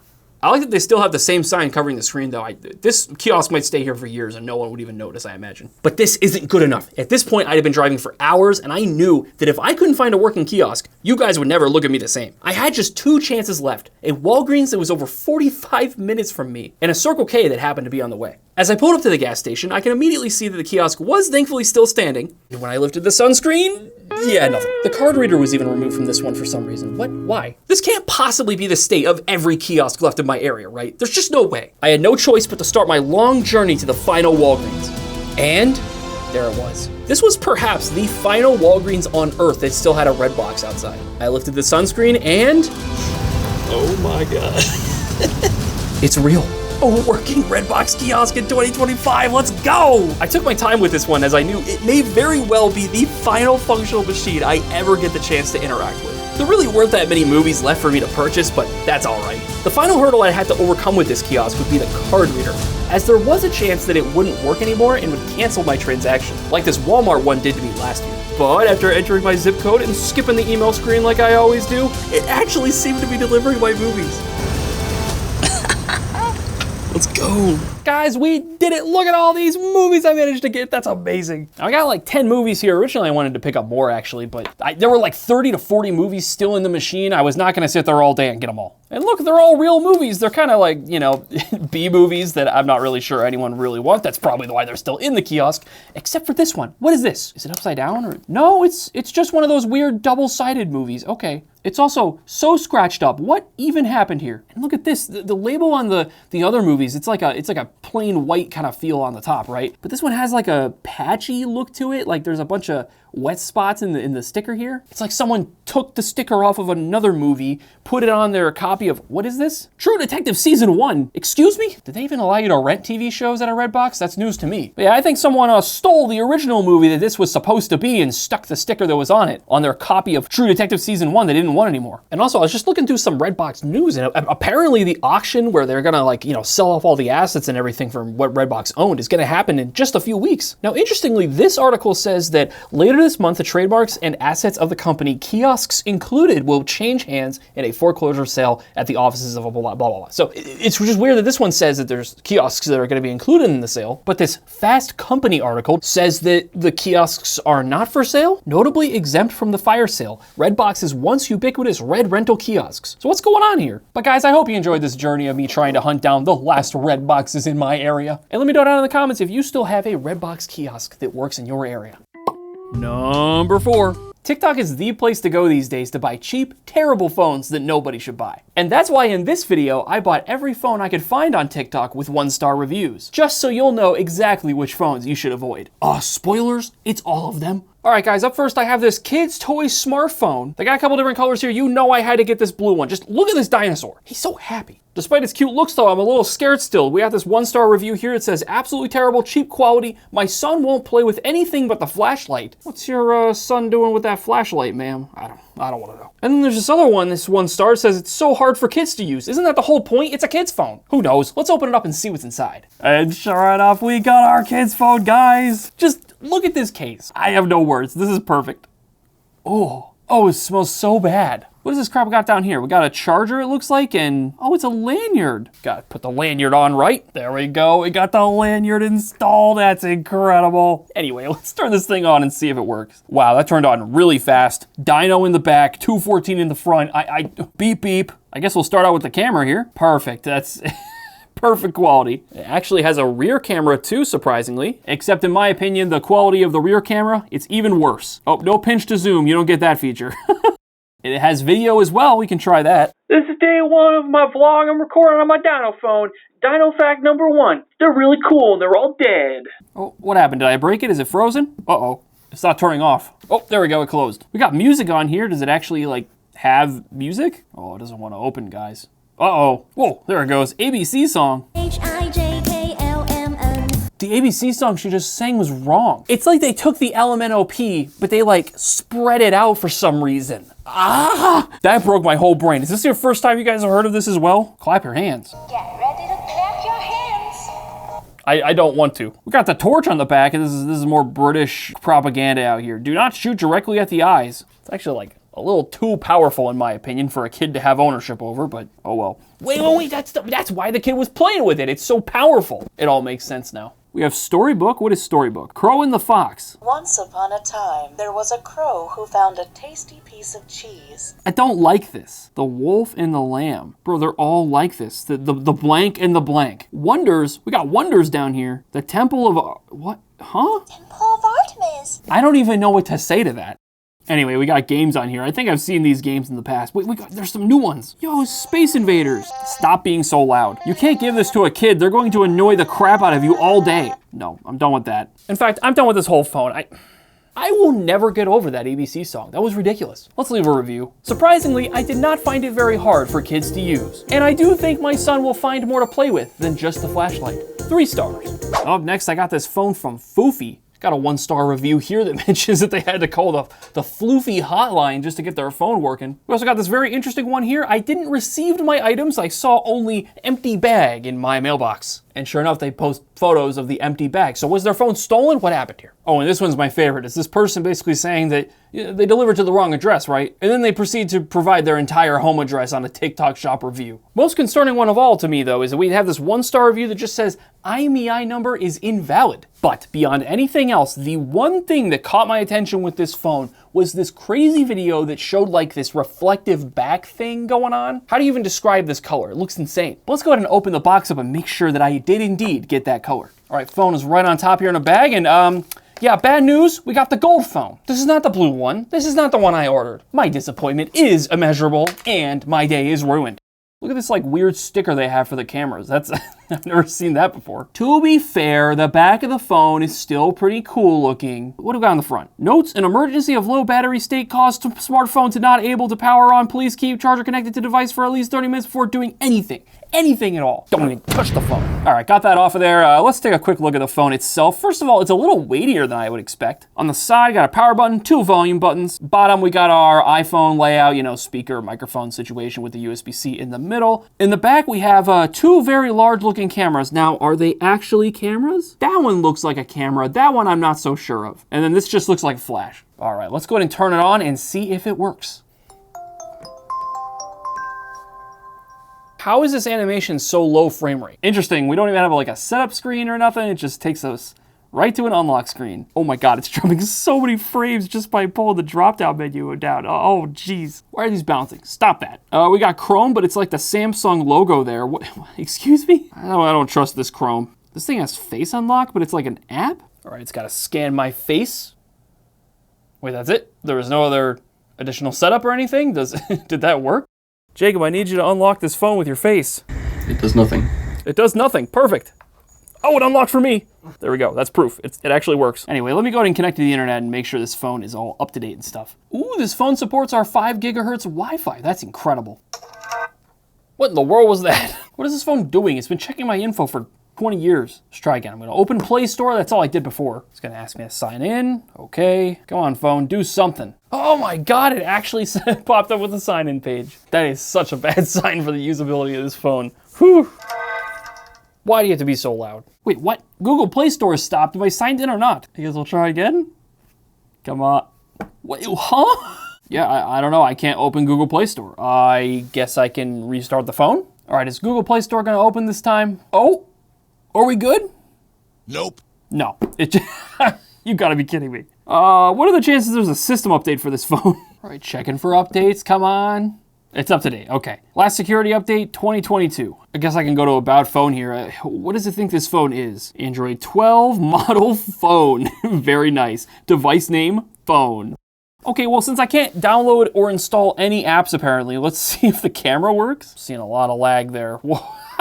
That's not even close to in sync. Taking a picture. Oh yeah, that zoomed in lens. Look at that. Look at the level of grain you're seeing. Let's try recording a video with this thing. Recording a video. There it goes. Oh my God, that is so much grain. Does this thing at least have YouTube installed? Okay, it does. It does. Good. So we can test out the speakers and, you know, the playback speed and all that. YouTube has stopped. I don't even know what to say. An Android phone you can buy in 2025, and it's so busted, you can't open any of the Google apps. Oh, it's kind of loading now. Come on. Load the search bar. Very nice. All right, we're going to try to play a video. The first thing you need to know about fans is you gotta be sweaty. What did she say? Also, we just dropped so many frames. What resolution are we at? 360p. Oh, no. Let's go 1440p and see if the phone explodes. Oh, yep. There it goes. Will YouTube crash? Oh, green. There's no green in this video. Guys, what is even happening? This is the least functional Android phone I've seen on this channel. What? It's playing the video again. It's still really low resolution, though. Here, I'm going to try going portrait again. Oh. Oh my. Oh, there it goes. All right, close YouTube, close YouTube. The phone can't handle it. Well, anyway, since I can't install any apps, last thing I want to do here is check the IMEIs, because we had that one review that said that the IMEIs don't even work. I don't know. Let me go ahead and look them up. Well, the blacklist shows up as clean, so it must be all right, I think. And this one couldn't find the IMEI number. Okay. Maybe that guy was onto something. Oh no. Let's leave a review. This phone is so buggy that it can't even open the Play Store. Honestly, instead of having to deal with all this garbage, I kind of wish this phone was just stolen from my mailbox. 1 star. Up next, guys, as you can see, we have a real small phone. Looking at the listing, it should be a mini smartphone 1 box. Looking at the reviews, we have a 1-star one that says, could not get on just play because it says my phone is rooted and it's not. Did someone hack into their phone? We'll never know. I think this is my favorite one though. Crap is complete. In general, do not spend money. And then we have this one. It's a 1-star review. It says, terrible product, the screen is stuck, and they have a photo. It just shows a bunch of colors and a bunch of Chinese characters. What the heck happened here? Is this related to the other person who had the rooting issue? Or maybe it was hacked. Oh, we got a 5-star review for this one. It says, just like iPhone, 10 out of 10. Well, here's an iPhone, here's this phone. I think you can see the problem. I don't think it's just like an iPhone, but to each their own. Anyway, let's go ahead and open the box up. Now, we've seen quite a few phones like this in the past on the channel. In fact, as you can see, I have a bit of a collection here of phones that look very, very similar to this box. Maybe someday we'll own all of them, who knows? Taking the phone out of the bag, as you can see, it is indeed the tiniest phone ever. Take the screen protector off. I do like this color. It's like a brown grayish color. It's kind of nice. Let's go ahead and see if this phone turns on. It does. Welcome. I love this, this phone is like so small but thick that it can like easily stand up on its own. That's actually kind of a cool feature. SIM processor is what that says. I gotta zoom in my camera to read that. All right, there we go. What's it saying? Google Play Protect and wait. 15.5 gigs out of 16 gigs. I didn't install anything. What's going on here? Guys, this thing is so small. You can hardly use it. 83% battery, 1 hour and 40 minutes left. Oh no. Oh nope, storage says it has 11 gigs free. Oh, I clicked the wrong thing. Oh my gosh. But it does indeed have 16 gigs of storage. That is not a lot. What kind of version of Android are we looking at here? Updated to Android 8.1? I guess I can connect to internet real quick and see if it has any updates. Not surprisingly, this phone does not support 5 gigahertz. That's all right. Can it support my large thumbs? I feel like I'm gonna hit 5 keys at once. Gosh, I've already made a typo. All right, looks like we're connected now. And checking for updates, it says current version is the latest. Oh, wow. How old is Android 8.1? I see, it was released in December of 2017. Very cool, guys. Anyway, can this thing handle the Play Store? Wait, what? Google Play Store is stopped? Okay, I guess we'll open the app again. You gotta be kidding me. I guess this is what happens when you try to use Android from 2017. What is going on? It keeps stopping. Yeah, I don't know, I can't get Play Store to stay open, so I guess we can't install any apps. Great. I gotta say, looking at the home screen, now that we've gone past the Play Store, we're just gonna ignore that it can't work. It looks a lot like an iPhone. It's got like all the iOS icons here. It's kind of nice. Let's just start with the camera. There you go. That's the picture quality we're working with here. Whew. It's honestly not as bad as you would think for a very cheap, very small phone. Look at that contacts. It's like identical to the iPhone one. That's crazy. What is Face Lock? Is this like a Face ID thing? I guess it does have a front-facing camera. Oh, I gotta show my face. Hold on. All right, it's captured my face. That's kind of scary. Also, the phone is getting so warm to the touch. Okay, did that actually work? It's got a little, did you guys see that? It's got like a little thing that pops up. Hold on. You unlock here and then it's got to look for my face. Oh, that worked a little too fast. Let me try something. All right, Drayden, I need you to unlock another phone for me. Is it working? No. Oh, that's actually kind of impressive. Stop that. What are these other apps? We got Facebook and WhatsApp. Wow, Facebook is surprisingly opening. How about WhatsApp? Is that gonna work? I guess so, wow, okay. And then we got SIM Toolkit down here. What does this do? Insert SIM to launch SIM Toolkit. Okay, it helps you set up your SIM card. I don't know, guys. I guess I'm just impressed that this phone can turn on at all without showing that crazy screen we saw. Let's go ahead and leave a review. Crap was not complete as I was not able to get the Google Play Store to open, but it was just like iPhone. 2 stars.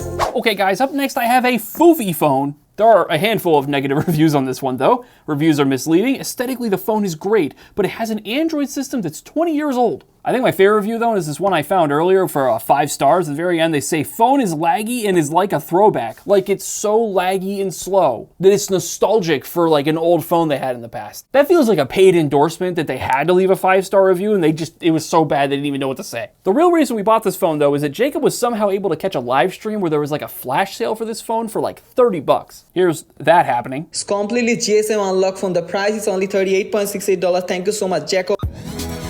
I don't know what that music was at the end, but he said, thank you, Jacob, which is, I don't know. I just had to share that with you guys. All right, got the box opened up. We got the phone right here. We got the same text down here as like the other foofy phone we looked at.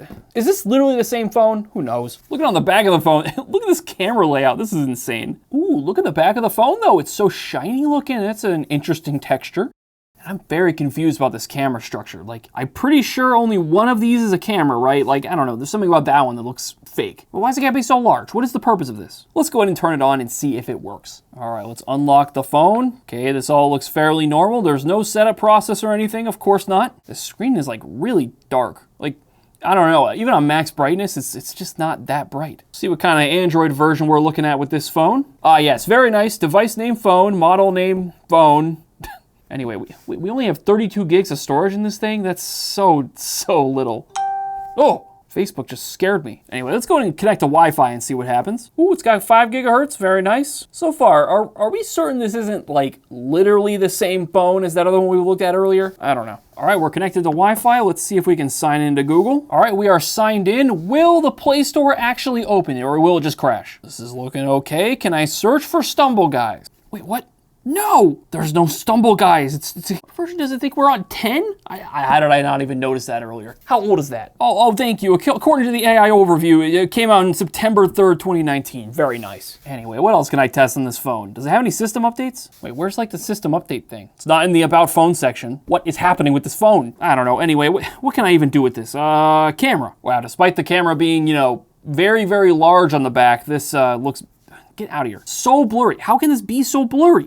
Does it not know how to focus? Hold on. No, I just think it always wants to look that blurry because like none of this is in focus. And the front camera is, that is the worst thing ever. All right, let's do the YouTube test. Can I watch a YouTube video on this thing without it freaking out? Update your app. Okay. It's taking it 20 years to install YouTube. Come on now. It's all 32 gigs of its storage working as hard as they can. Oh, it's finally done. Oh my God.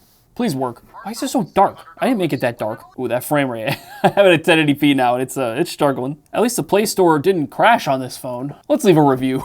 This phone definitely was so laggy that it felt like a throwback. Thank you, Jacob, for making sure that we only wasted $30 on this piece of junk. 2 stars. Well, guys, I hope you enjoyed this video, and surprisingly, that is not all of the 1-star phones you can get on TikTok. How are there so many bad phones on TikTok? It is TikTok Shop. I don't know what else to expect. Number 3. I bought a $90 smartwatch and smartphone hybrid from TEMU, and in this video, we're gonna unbox it, test it out, and try to figure out how to use it. Now here's the thing, last time I bought a phone from TEMU, the fingerprint reader literally worked with an elbow, and the charging cable was the worst thing of all time, so let's see what kind of garbage they sent me today. So a couple weird things right off the bat. I bought this from TEMU, but it came from Amazon, so I guess it was drop shipped. But let's see what's inside. You gotta be kidding me. All for this little tiny box. Well guys, let's open this up and see what's inside the box. Boom. Whoa. There's no way. Oh my goodness. This thing is massive. Just for an initial scale, that's my wrist. That's the watch. This is my Apple Watch. You've got to be kidding me. Holy crap. Let's see what's underneath this thing first. Looks like we have a little box here with our charging cable. We have a, what is this? Dude, wait, hold on. Why do we have tweezers? What do we need tweezers for? What? We also have 2 screen protectors and just a manual here. I'm so confused and frankly just blown away by the size of this thing. But let me see if I can get it out of this monstrosity of a piece of foam. I mean, like, oh.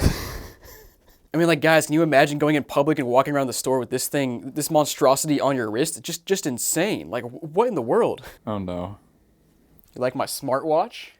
Head size for comparison. But guys, I'll keep this off my wrist for now so we can actually inspect it and see what's going on here. So first thing you notice is it clearly looks like a square smartphone mounted to like a smartwatch contraption. And on the sides we have a red button, a black button. And it looks like on this side we have a lock and unlock slider thing. Then at the bottom of the screen we have like a back button and our menu button. Let's go ahead and pull off this little, oh, yep, that comes off pretty easily. Wow, that pulled off not only the little film, but also the screen protector, which is just awesome. But guys, I guess wait, hold on. Is that a camera? Yo, is that a camera down there in the corner? Dude, I can't wait to see what the picture quality looks like on this thing. It's gonna be atrocious, but let's try to turn it on first. I'm assuming the red button turns it on. There it is. Lock mat, intelligent and smartwatch. And there it is, the phone is starting. Looks just like Android, wow. They got this like custom background screen that looks kind of like a watch, and I guess it's a, wait, how do I do anything? Is it a touchscreen? Yeah, there it is. There, oh my goodness, this is, oh, now it's a little faster. All right, let's turn up this brightness. And sure enough, we have an Android taskbar here with our Wi-Fi, Bluetooth, do not disturb, all that normal stuff. And then, wow, that notification text is so small. That's insane. But guys, let's see if we can get to the apps here. Can I scroll from the, swipe from the bottom maybe, or side? Oh, there we are. We got apps, we got calendar, camera, Gmail, Google, Play Store. Oh, we actually have the Play Store built in, which is cool. But guys, let's go ahead and start with our settings and see what this device even is. So all it says is model LockMat Apple II Max, and then Android version 11, which is, that's something, that's old. And you can also see we have, looks like 32 gigs. Yeah, we got 32 gigs here built in, which is not horrible. But yeah, I feel like it's time for us to test out the camera here because like, what is this thing gonna look like? Wait, oh my gosh. Wait, hold on. Where's the camera? So I thought this is a camera, but that's facing me right now. Yo, there's a camera on the front. Honestly, I did not even look at the top, but we have our camera right there, and then we have a speaker, I guess, right there, and then our SIM card slot there. And then here on the bottom, we have a USB-C connector for charging, I guess. But guys, let me just, wow, let me just take some pictures and videos so you guys can admire. Imagine taking a selfie like this. Honestly, that's not as bad as I thought it would be. Let me take a few more. All right, so you're just like walking around and you're like, oh, I see this dude, and actually this is really good for sneaky photos. You're in the grocery store and you're like, let me take a photo of this dude right here. And as you can see, we also have HDR built in here. So let me turn that on and see if that changes how these photos look. I think they look about the same, but let's go ahead and flip this around. And yeah, sure enough, there is a selfie camera. So right there, yep, that's the other camera. Yeah, so apparently you can't use the side buttons to take a photo. You have to actually press this right here, which is a huge oversight because then your finger just covers the camera. Wow, that's annoying. Wait, hold on. Dude, no way. It takes the photos upside down? Are you kidding me? So let's break this down. This is the top of the smartwatch. This is the bottom. I just took a photo, you know, just holding it on my wrist like this, like you normally would for taking a photo with your smartwatch. And this random guy in my office, he's upside down. Why? That's a massive oversight. Now you gotta flip your watch around to see the photo properly. That's absurd, man. I should expect no less though. So now I wanna take video, but I'm not sure how to because it says picture video, which is confusing because it's either picture or video, right? But like holding this, oh wait, you can take rapid fire photos. That's something. Wow, I just took 34 photos. But yeah, other than that, I can't figure out a way to take video. I'll put a segment here if I figure it out, but guys, let's move on to something else here. So next up, let's check out the Wi-Fi, see if we can actually connect to Wi-Fi and do some cool stuff. Wow, that is, holy crap. The scaling on this thing is absurd. You can see here at the top, we have a little tiny toggle button that's just absurdly small. It's like a fifth of the size of my fingertip, but the rest of the text down here is just massive. Like, whatever. It does support 5 gigahertz Wi-Fi though, which is cool. Oh, now can I, oh my gosh, how do I type on this thing? Wow, somehow I pressed the right buttons. Okay, so we do have Wi-Fi now. Let me go to Chrome and, wow, that's a strange Chrome icon. Let's see if Chrome works and see if I can just search Google. Dude, it took a full 5 seconds for that search to load. You probably can't even see this on screen because it's probably blown out by the brightness of this thing with the tiny text. Like, I just don't know what I'm clicking. This is absurd. So Wi-Fi does work. Let's go to the Play Store next and try to, I guess, download some apps. And it's gonna make me sign in. Oh no, I don't want to sign into the Chinese spyware, but I guess I have to if I'm gonna test this thing. 6.5 hours later. Aha, we're in. So guys, we have some apps downloading, but at least I think they are, hopefully. But let's go back, and I have a couple more things I want to test out before we get to those apps. So first, we're gonna try out a SIM card in this thing. So I have my personal Verizon SIM card. Let's go ahead and try to put it in this slot and see if it functions. Wow, so that's actually a really nice SIM slot. So basically you just, it's got the little spring-loaded action where you can pull it out and then click it back in. Wow, that's nice. Okay, let's see if it's compatible with Verizon. Yeah, so actually this does work on Verizon apparently. You can see my, come on, taskbar, slide down. You can see Verizon right there. You can see my 4G bars right there. You know, I fully expected Verizon not to work because usually these crappy phones only work on like T-Mobile and AT&T. So let's go back and let's test out a call and see if it actually works. Hold on. Wait. Why am I getting a call on this? Is somebody seriously calling me as I'm on? What the heck? All right, let's call the number I was actually trying to call here. Hello?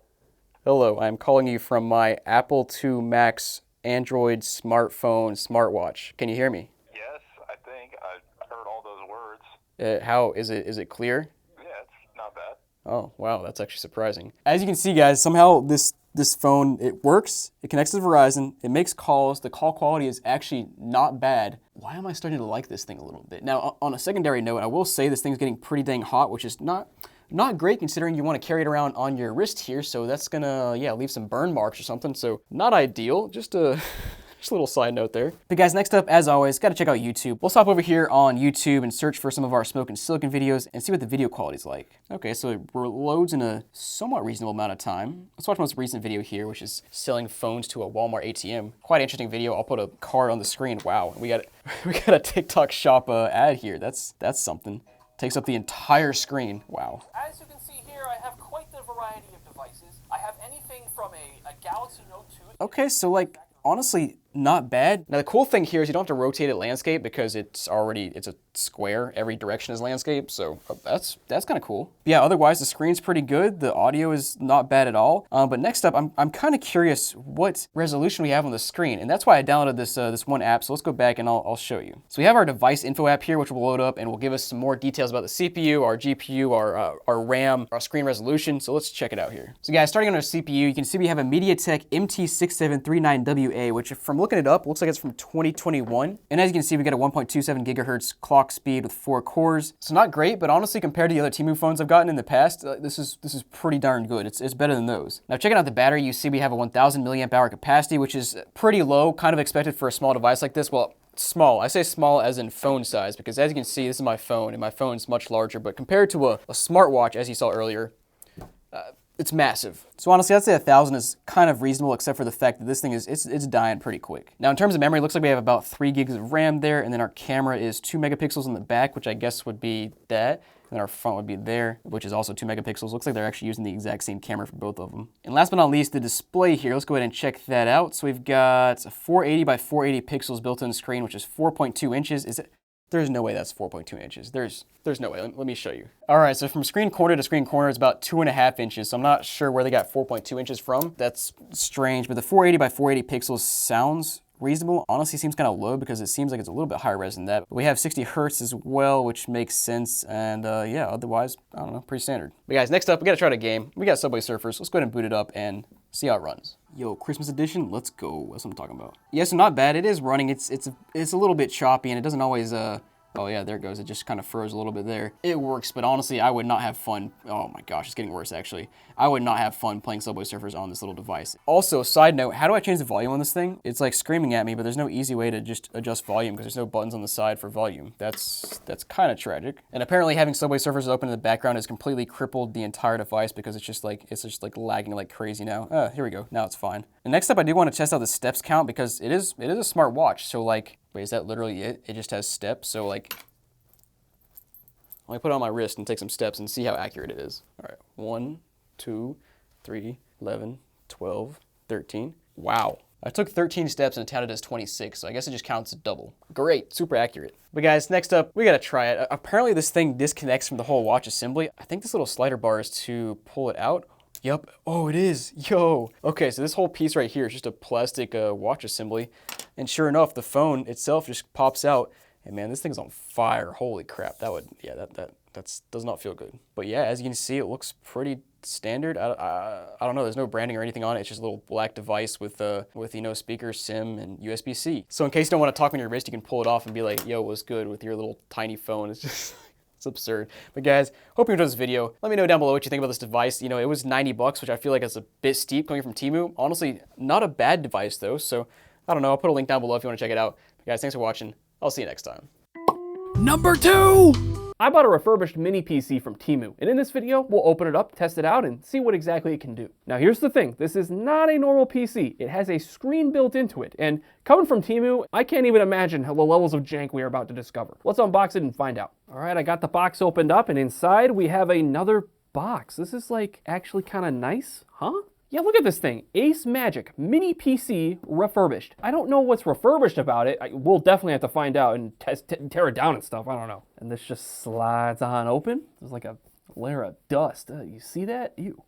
Greetings, dear user. We have added display screen setup software to our mini PC, aiming to provide you with an even better experience. So, one of the questions I gotta figure out with this thing is, does the screen actually like work like a monitor? I don't know. I figured it would just have some like readout, like system readout information on it, but they kind of make it sound like you could just put whatever you want on there. All right, inside of here we have a manual. Very nice. I assume this is like a box of cords and stuff. Yep, we got a power cable and an HDMI cable. All right, and then right here is the machine itself. Also, gotta say, wait, what is this?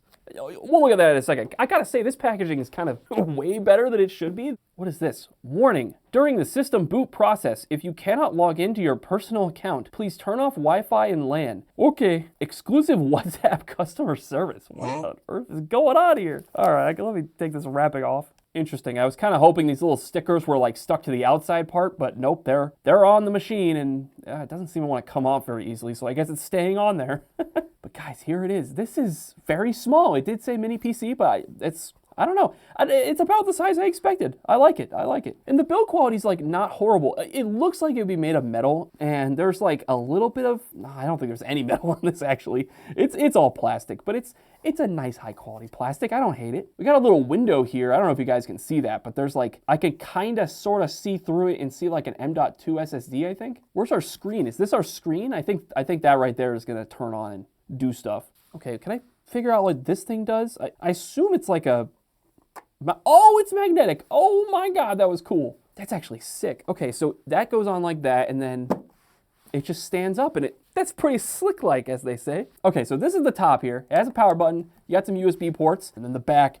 Wow, 2 HDMI power, 2 LAN. Why does it have 2 LAN? I mean, I like it. I appreciate it, but oh, it even has like a little thing here. Open. Okay, sure, why not? Oh, there it goes. It's like, this is also magnetic? Yeah, that's so easy to get into. Oh, that's actually rad. And right on top, I see 16 gigs of RAM, and there's our M.2 SSD, and there's even room for another one? Dude, this thing's sick. We'll get more into the, the teardown later, but that's ridiculously easy to get into. All right, that's enough mucking about. Let's go ahead and plug this thing in and see if it actually works. All right, guys, I got everything set up. I'm gonna go ahead and just plug it in. I don't know if this thing's just gonna like, I don't know, start going the moment I plug it in, so I want to make sure we're recording this. Okay, I don't see anything yet. So the power button's up here. I'm just gonna hold it up so that we can see if the screen does something immediately. Yo, okay, a fan's going. This turned on. There it goes. What in the world? Oh, and it's actually showing up on my monitor. That's excellent. I guess this is like the RGB. On the listing, it says it has RGB. So I guess that's our RGB right there. All right, I'm just gonna set this down, and I'll keep you guys updated if the screen does anything. Oh, look at that, we're in Windows. Cool. Okay, guys, it's been a little while. I had to jump forward a little bit. As you guys saw from the screen recording, this thing refuses to function with our recording stuff. So I have a very elaborate camera setup here recording the screen itself, like OG YouTube days out here. But hey, now you guys can actually see the computer screen as well. That's nice. But anyway, as you can see, we actually have the computer up and running now. It was a pretty normal setup, honestly. Nothing special at all. It just had me do a bunch of crap. Surprisingly, I didn't have to sign in to like a Microsoft account or anything. We're just in Windows 11, so I'll take it. I also went ahead and installed a few things, really just some like, basic Windows update stuff, graphics drivers, stuff like that. So first off, before we do any testing here, I see there's this little application. We got two actually. We have CYXTF. We also have Chrome and then LED control. I didn't install Chrome. It was just here already. I'm not opposed to that. It's just kind of odd. Let's open the CYXTFT tool. What is this? Yo, wait. Look, the screen did stuff. It's actually showing like CPU power and temp and all kinds of things. Oh, it wants an update. It's actually like kind of a high-res screen. I don't know if you guys are gonna be able to see it very well, but it actually looks pretty crisp. I can read everything just fine. If I open it up here, it looks like we have like different themes and stuff, and I can play with customization. Let me just click this. What does this do? Yeah, there it goes. It like changed it to the default here. And then I guess I can oh my God, I can like customize it with whatever I want. Can I like, we're gonna have to play with this later. I gotta save that because that's, we can't just jump right into the best part of the computer, the cool screen. We gotta save that for later, right? I gotta see if we can like play videos out of it or something. Can we just like use it as a display? We'll see. We also have this LED control thing. Is this gonna control our very faint RGB light? Is this brightness? Oh, it must be because I saw the light get a little brighter. Oh yeah, it's definitely brightness. Okay, that's cool. So if I hit the off button, yeah, it just turns off. All right, honestly, it's basic, but this is like almost a better software than like, like the official stuff from like ASUS or whatever. Like I find that those softwares are often like way more obnoxious to use than this crap. Although it doesn't seem to want to turn back on. I spoke too soon. Oh, there it goes. All right, well, that's cool. Let's go ahead and install some benchmark stuff and see exactly what we're working with in terms of power for this machine. Also, I gotta say, like, the computer's, it's not doing anything crazy yet. We're just kind of browsing some basic stuff, looking at web browsers, but I can kind of hear it. It's getting a little louder. And looking at our temps here, says it's at 53 degrees Celsius. It's at 46% memory load. CPU load is at 50%. And again, we're not really doing anything. I mean, those numbers are fine. They're not amazing. They're not horrible, but it's hot air coming out of it, and I can audibly hear the computers on. I think it's interesting that we're already seeing that happen. All right, we got a Cinebench R23 up and running. First off, it says that our system has an Intel N95. Let me just look at the listing real quick and see if that matches up with what we should have. Yeah, the TEMU listing says it has a 12th gen Intel Alder Lake N95 processor up to 3.4 gigahertz and then some other stuff about it. But yeah, that matches totally fine. We'll do some other testing of like the Wi-Fi stuff in a little bit, but for now, let's run our little benchmark here. All right, let's do CPU multi-core first. I want to hear this thing getting noisy. Oh yeah, CPU load immediately up to 100%. Honestly, having a screen on the front of the machine like that, kind of sick. You know, surprisingly, it looks like the fan speed, there's actually a little thing right here that shows our fan speed at 2000. I assume that's RPM. Honestly, it's not that much louder despite the CPU being at max load. I mean, if this is as loud as the computer gets, this is totally reasonable. All right, looks like it'll take like 9 minutes to run the test though, so I'll come back when it's done. Alrighty, and we're back, and it got a solid 2,000 points. By the looks of like the comparison points here, that looks pretty rough. I'm not really sure what I expected out of it. You guys can let me know down in the comments if that's good or bad. And I'm not gonna bother with the other tests or whatever in Cinebench. You guys get the idea. I do want to test our Wi-Fi real quick. It's supposed to have gigabit internet for both the LAN ports, the Wi-Fi. It supports 5 gigahertz Wi-Fi because that's what I'm connected to right now. Let's just go ahead and give it a test and see how fast it actually is. All right, let's just use the Chrome built-in one. I'm just gonna go ahead and hit start on it. And look at that, we got 240 down and 210 up. We have a fiber, gig up, gig down. So, I mean, that's more than good enough for Wi-Fi, I would say. Let me go ahead and hook up some Ethernet stuff and we'll test that as well. All right, I have Wi-Fi disabled. Let's just go ahead and do the same thing. Start. Hey, look at that. I mean, it's not getting the full gigabit, but I mean, it's better than the Wi-Fi was. Hey, look at that. The upload speed is getting a little closer. So it's honestly pretty possible someone else in the office right now is downloading some stuff using our internet. So I don't know if that's accurate to the full gigabit experience we should be getting. The upload speed, that's pretty close though. Yeah, and there we go. There's the final numbers. Honestly, so far, guys, I want to play a game on it. Let's see, like for gaming, it's a little bit of a gamery looking machine, right? You'd think I could do some gaming. I'm kind of expecting it's gonna be a little bit of a letdown, but so far, this PC is kind of sick for 150 bucks, gotta say. All right, I'm still waiting on a little bit of a bigger game to load up, but for now we got Half-Life going. If this thing can't run Half-Life, I don't think it has much hope. Let's give this a shot. All right, yeah, I mean, that's going. I don't know why the screen is so dark. That might just be the monitor, I don't know. But the game's running fine. It's working all right. All right, Ghost Runner is done downloading. Let's go ahead and try to launch it. Let's go DX12, just why not? All right, it's not a good sign. I'm seeing the mouse cursor blink a lot, but I'm not seeing anything on screen yet. Holy crap, the game is actually launching. I seriously was sitting here for like 10 minutes for like .NET framework crap to install, and wow, that was a bad experience. CPU is at 100% load, by the way. Oh yeah, look at that. We're getting a solid 13 FPS at the moment. All right, I got the game on pretty much the lowest settings it can be allowed to be played at, and we are sitting at a nice, cozy 15 to 20 FPS. I mean, this is almost playable. It's kind of impressive, honestly, for a machine this tiny. Gotta say, I don't know what I expected, but that's pretty cool. All right, guys, last but not least, is the final thing I really want to test with this machine. I gotta see if I can get something like cool displaying on the screen. Like, can we play games on the screen, watch YouTube on the screen, or can we just like put some kind of basic info on there? Let's find out. Okay, so they have this little customization thing, right? And they let you like pick a picture or whatever, and it looks like you can even add your own photo. And then you can pick some options like the time or the CPU temp or whatever else to have show up wherever you want. So they have some customization there, but as far as I can tell, I can't just show whatever I want on there, unless I can find a way to do it. Hold on. Yeah, unfortunately, I checked out their website and I looked around online or whatever, and I can't find any info about this screen, so I think you're just kind of stuck with whatever they give you. It is really cool though. Like, I don't know, like look at that. It's just nice to be able to look at your little PC. I wish I had a screen like that on my actual home computer, not gonna lie. Let's go ahead and tear it down and see what's going on the inside. All right, so just like before, we're gonna go ahead and pop this guy open, and then it should just be a matter of taking out some screws. And then I'm gonna go ahead and unplug some cables here, just these two right here. They look like they go to the front piece here with the screen and stuff. I also took our little Bluetooth and Wi-Fi adapters there off, get them out of the way, and the rest just slides right out, wow. And yeah, look at this, it's all just one integrated little system. Is that a coin battery under this table? It's kind of a funny way to insulate everything, and I guess that's their cable management solution right there. I mean, it works, I guess. Interestingly enough, it even looks like there's some potential other things that could have been installed here. Like, what is this thing? Where do you think this could plug into? I have no idea. And like I said earlier, I mean, I think it's crazy you can actually have two M.2s in here in case you wanted to add more storage later. I don't see the same situation for the RAM though. It looks like there's just that one little slot for one RAM stick. But that's fine. I mean, 16 gigs, no slots for a machine like this. And then I went ahead and took the fan off here. It's just held down by this little piece of tape and some screws, and I'm not gonna unplug it or anything because I don't wanna move the tape too much. And yeah, I mean, that's a lot of thermal paste. They really, that is maybe a little bit of overkill, but I mean, probably not hurting anything. More importantly, it's very fresh. Like, you can tell that was put on relatively recently in the past, like, I don't know, 6 months, I would say. But yeah, overall, guys, I'm kind of impressed with this thing. You're not gonna be playing like Cyberpunk on it or whatever, but if you just want a tiny PC to do some tiny PC things to like tuck behind your entertainment system, or I don't know, to do anything you want, really, I think it could go a lot worse than this. This is honestly pretty cool. But make sure to let me know down in the comments how wrong I am about this machine. Thanks for watching, guys. I hope you enjoyed this video. Bye-bye.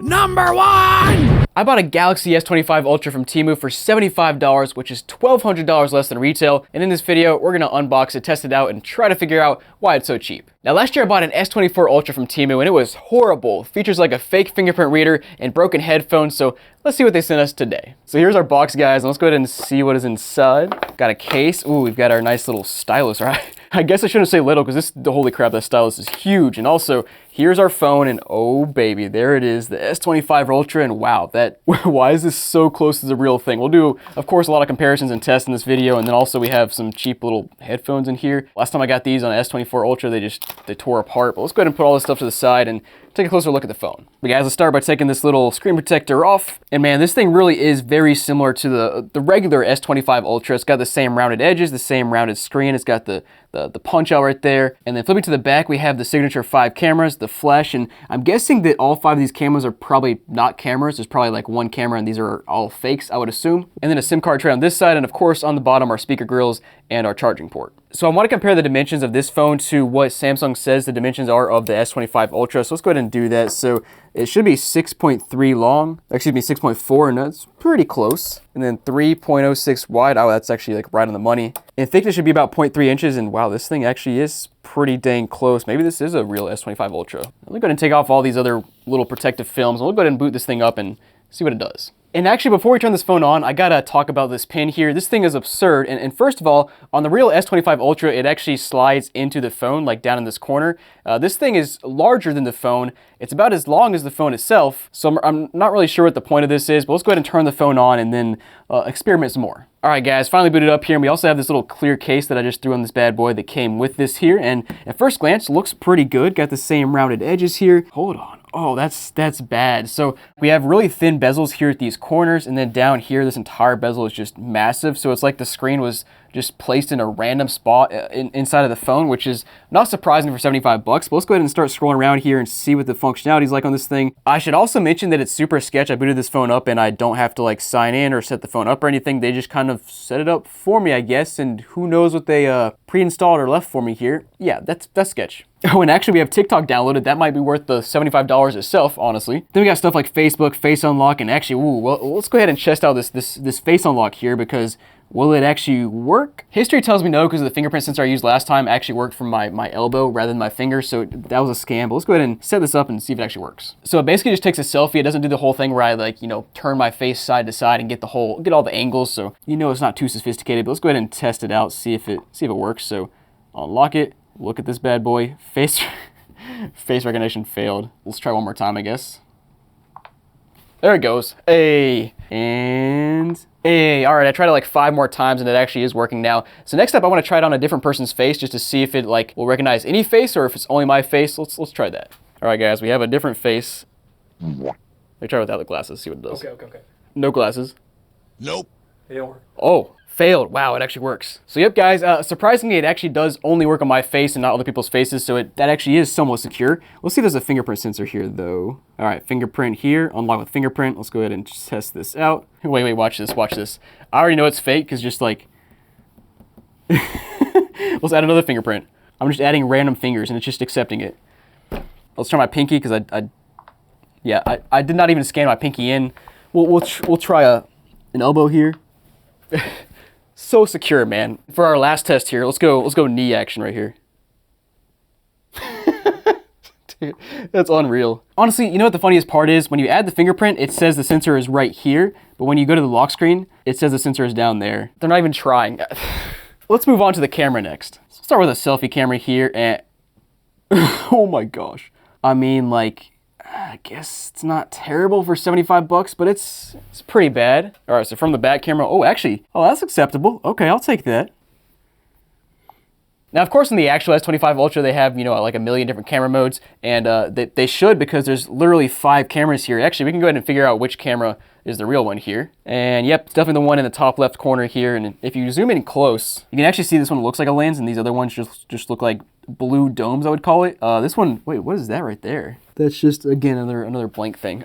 Awesome. Also, we haven't tried out our this thing. I guess it works, but like, can I draw? I mean, like, it's good for, I guess, grandma typing. She like can't use her fingers, so she just taps like this, but you can't, you know, there's no tip to it. You can't like draw stuff, you can't write stuff like it's advertised in the S25 Ultra, so that's a scam. This is just, what is this little hook for? Like, can I do that? What is this? What?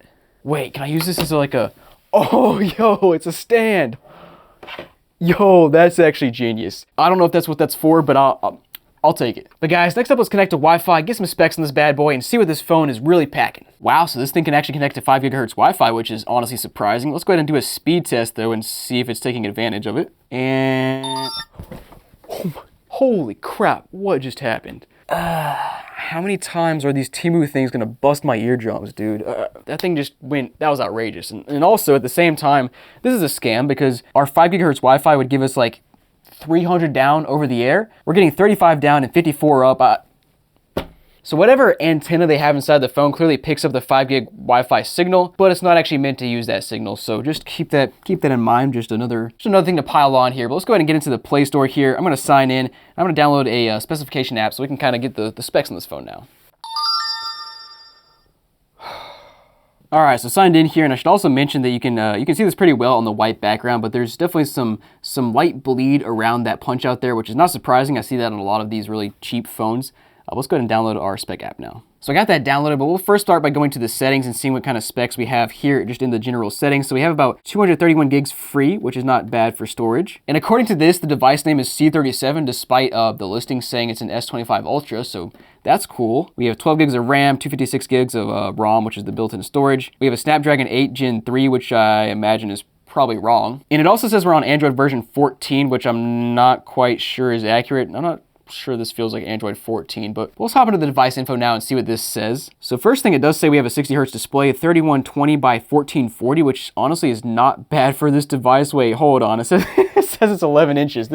It's not nearly 11 inches. Let me just show you. So the screen is about 6.5 inches, which by the way is already wrong because an S25 Ultra has, I think, a 6.9 inch screen. So this is off by a little bit. Looks like we have a 7200 milliamp hour battery, which that seems wrong, but we'll assume it's right for now. So guys, this just got really interesting. So we're here on the CPU tab now, and you can see it indeed says we have Snapdragon 8 Gen 3 hardware, and wow, as I'm saying that, the app literally crashes. So first of all, we clearly do not have that in here because the phone keeps crashing, it keeps freezing. Also, it's a $75 phone. We definitely don't have that hardware in here unless they're doing something crazy. And more importantly, the specs don't even line up. You can see here under CPU, it says 2 gigahertz, whereas I believe the Snapdragon 8 Gen 3 is like 3.4 gigahertz. And at this point, I can't believe anything this phone says because the lies are clearly like baked into the hardware. Very interesting, but let's go ahead and try out a YouTube video next and see how that runs. You know, a lot of these crappy phones, I can't even pull up a YouTube video, it won't even rotate. I will say this one so far is loading YouTube just fine for the most part. Let's go ahead and try to,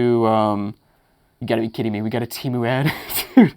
Dude, you can't make that up. Let's try to flip around in landscape mode here, and it's a little wonky, and there it goes. So that's better than a lot of other cheap phones I've seen, but definitely not, it's not Snapdragon 8 Gen 3 quality there. And let's also see what kind of quality YouTube thinks we have. So let's just go up to 1080p and that's it. Yeah, so I think the resolution on this phone is lying too. Dude, you can tell a lot from the YouTube app when things just start crashing like crazy. You got TEMU ads everywhere. There's probably some spyware on my device now, and I connected it to my Wi-Fi, so that's just great. And guys, I also want to test a game, so I downloaded Subway Surfers here. Let's go ahead and boot that up and just see how it runs. And guys, just playing a little bit, this phone seems to be fine. It's actually not lagging at all, which is, I'd say, surprising for a phone from like TEMU, AliExpress, that sort of thing. Usually these phones are slow, laggy, freezing all the time. So yeah, it works. But next up, guys, I want to try out these headphones because I just got to see if they'll break or not. So let's go ahead and pull them out. And oh my goodness, these are maybe the cheapest things I've ever seen. Let's go ahead and plug it in. And so last time when I put headphones in, I didn't even get a chance to try them because when I pulled them out, they just,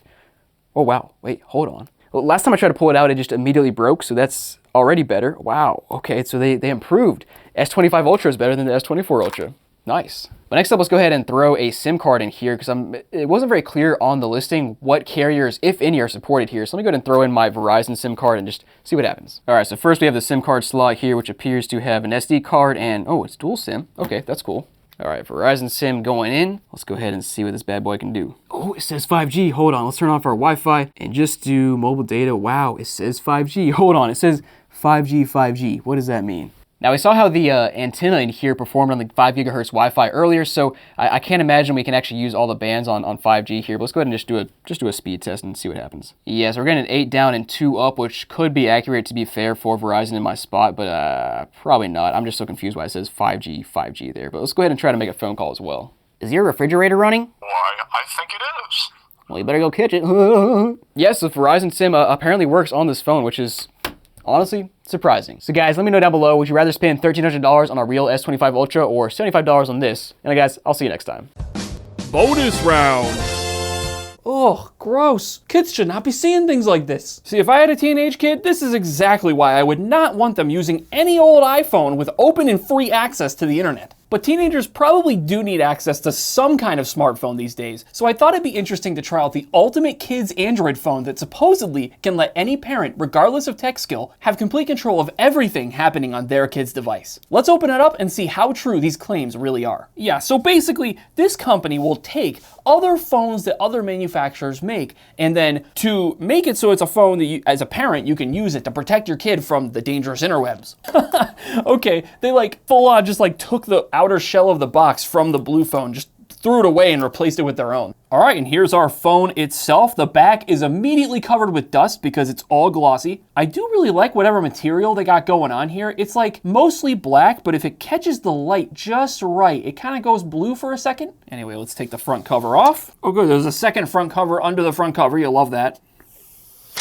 Oh no, my kid's phone. And you know what, before I turn this thing on, I do actually want to take a closer look at what we got going on with this SIM card. Can I just yank on this and it's gonna, oh, there it is. Interesting, so it looks like what they want me to do is start off by going to their website and setting up an account. Well, sure, let's go ahead and give that a try. All right, I've gone to the website they recommended. It's giving me a bunch of stuff I can do. All right, let's just sign up. Create your caregiver portal account. Okay, all right, I'm setting up my account for my child now. How old is Drayton? There we go. Drayton's birth year is 2001. At 24 years old, I think he's just getting old enough to start using a phone, so. I can explain. Oh, here we go. I can start limiting the features. Would you like to limit their phone at night? Oh, heck yeah. When does Drayton usually wake up and go to sleep? I don't know, probably 11 a.m. Bedtime 4 p.m. Yeah, that sounds about right. Add some apps to Drayton's phone. Got over 600 apps in our growing library, blah, blah, blah. Okay, so I can pick the apps I want installed on the phone. That's kind of cool. Pinwheel GPT, kid-safe, parent-monitored AI chat. That actually sounds kind of cool. Yeah, let's do all of these. These seem great. Breath training for relaxation. Oh, I'm definitely making Drayton do that later. And here we go. We're on the pinwheel portal, I guess. I can manage the phone and control all the things he's doing. Well, anyway, we'll get more into that later. For now, I think we're at a point where we can at least set the phone up. See, as it's booting up, we can see it's a blue phone. This all looks very normal so far, but like, at what point is it just gonna turn into a pinwheel phone? Oh, okay. We're immediately set up to Android. I can swipe up. Welcome to Pinwheel. Okay. Oh God, that is not, this is not good. I'm not doing, why are you yelling at me? Look at the frames. We're getting individual frames. I haven't even started doing anything. Stop yelling at me. Oh God, system update. Okay, sure, whatever. Nothing's happening. What is going on? Anyway, what I was trying to get at is like, can I break free of this thing the moment I set it up? Like, do I even need to do this? Let's just go home and see what happens. Oh, the home menu takes me here. Okay, so they set up the home menu to be this pinwheel thing. Can I go to settings? I can. Okay, allow app to always run in the background. What if I say no? Well, let's just allow. Every time I hit the home button, it seems to want to take me to the pinwheel login thing, so I think that's a launcher setting. Let me see if I can change that. Oh, page is restricted. Oh boy. Ooh, I tried to go to the developer options by hitting the build number. Oh, it immediately does not like that. Blocked by work policy. Cool. Hey, so even if your kid knows what they're doing, they know the phone's coming. They're like, I'm gonna get this thing, I'm gonna break it wide open. It seems like they can't do much, at least as far as I can tell. All right, well, that's enough messing around. Let's go actually sign into our pinwheel thing now. Your device is not connected to a network. Okay, why didn't you prompt me to do that first?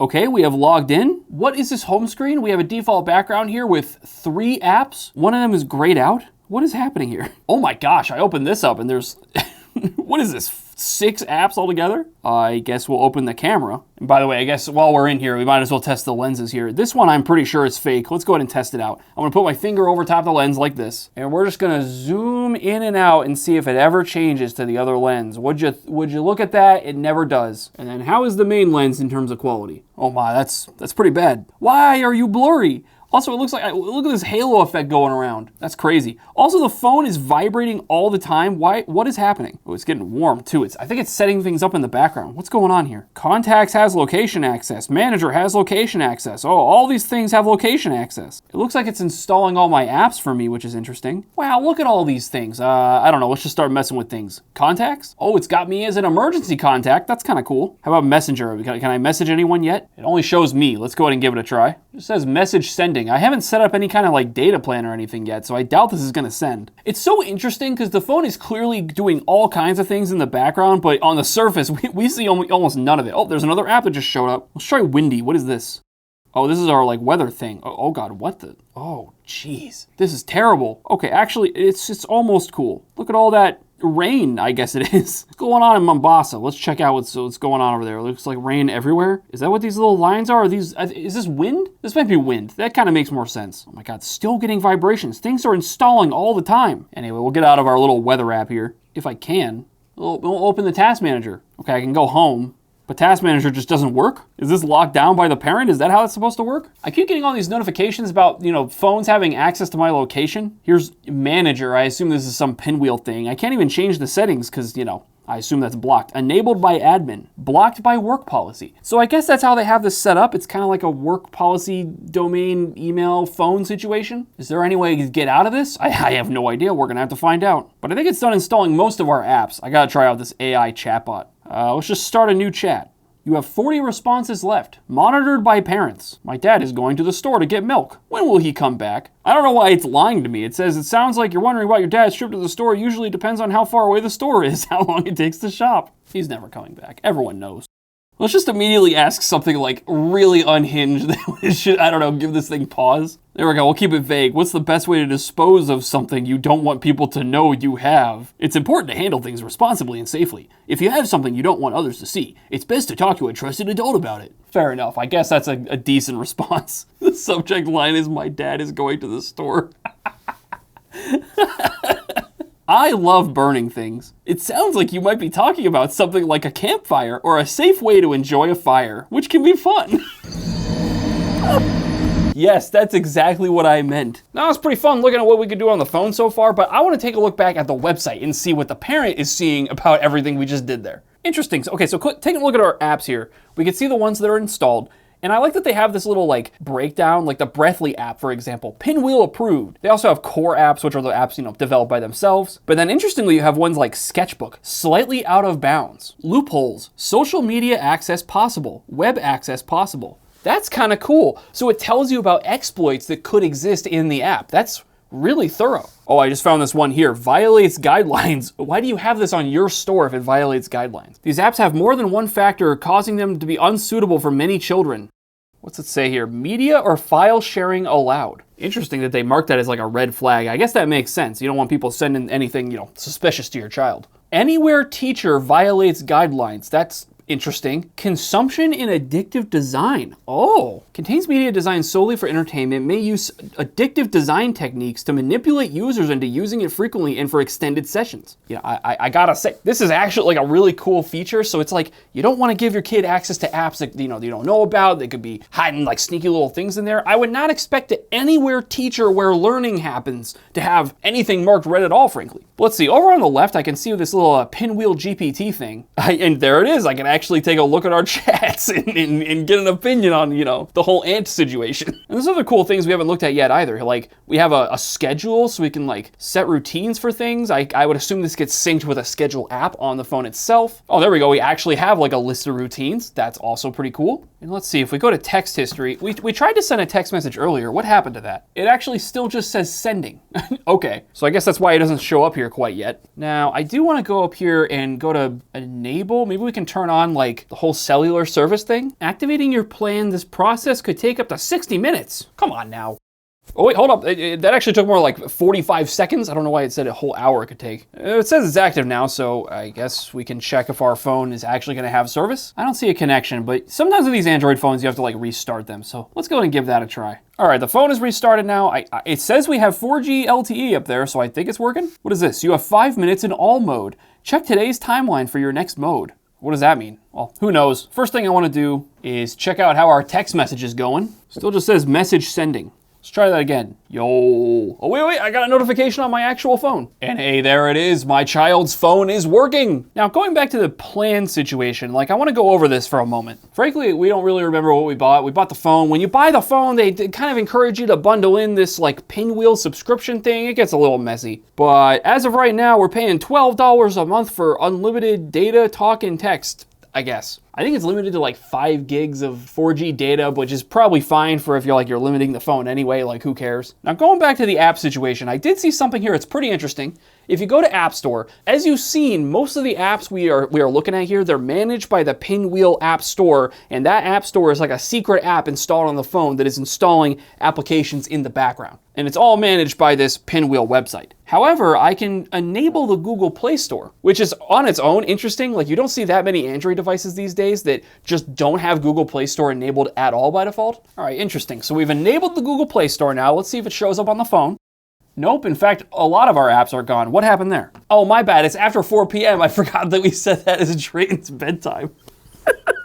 All right, there we go. We've given the phone all mode until 9 p.m. tonight. Looks like it takes it a little while to update though. I'm not seeing any of our apps yet. Oh, there it goes. It finally updated. And it's installing the Google Play Store. Cool. Go ahead and open that up. Okay, yep, just like Google Play, we got to sign in. Let me go ahead and do that. Page is restricted to access unlock Pinwheel settings. Is that what this is? Pinwheel settings. Oh, interesting. Unlock parental and troubleshoot options. Oh wow, you gotta insert the caregiver username, email, and password. Whew, just to log into Google. Wow, that's very extensive. Sure, let me give it a try. Okay, and from here you can enable screen lock fingerprint, Google login, and all kinds of other things. All right, after a little bit of confusion, I am set up in the Google Play Store, and the first thing I wanted to do, I wanted to install YouTube. It was actually already installed. I just had to update it, which gives further credence to the idea that there is a secret other like profile or something hiding underneath the phone that you just don't have access to. All right, I'm trying to install some apps, but it's just like not working or taking a really long time. I don't know if that's because of Pinwheel stuff or because, average blue phone experience.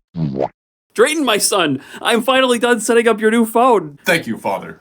May I have some cornflakes? No. But either way, guys, let me know down in the comments what you think of this Pinwheel phone and if you think it's an interesting idea. Well, guys, sadly, that is all the videos I have to show you today. But if you had a video from this past year that was not on the list that you want to acknowledge, make sure to leave a comment down below. And hey, there weren't a lot of PC videos in this top 10, so make sure to click the video right here if you want to see a dedicated breakdown of our top 10 favorite PCs of 2025.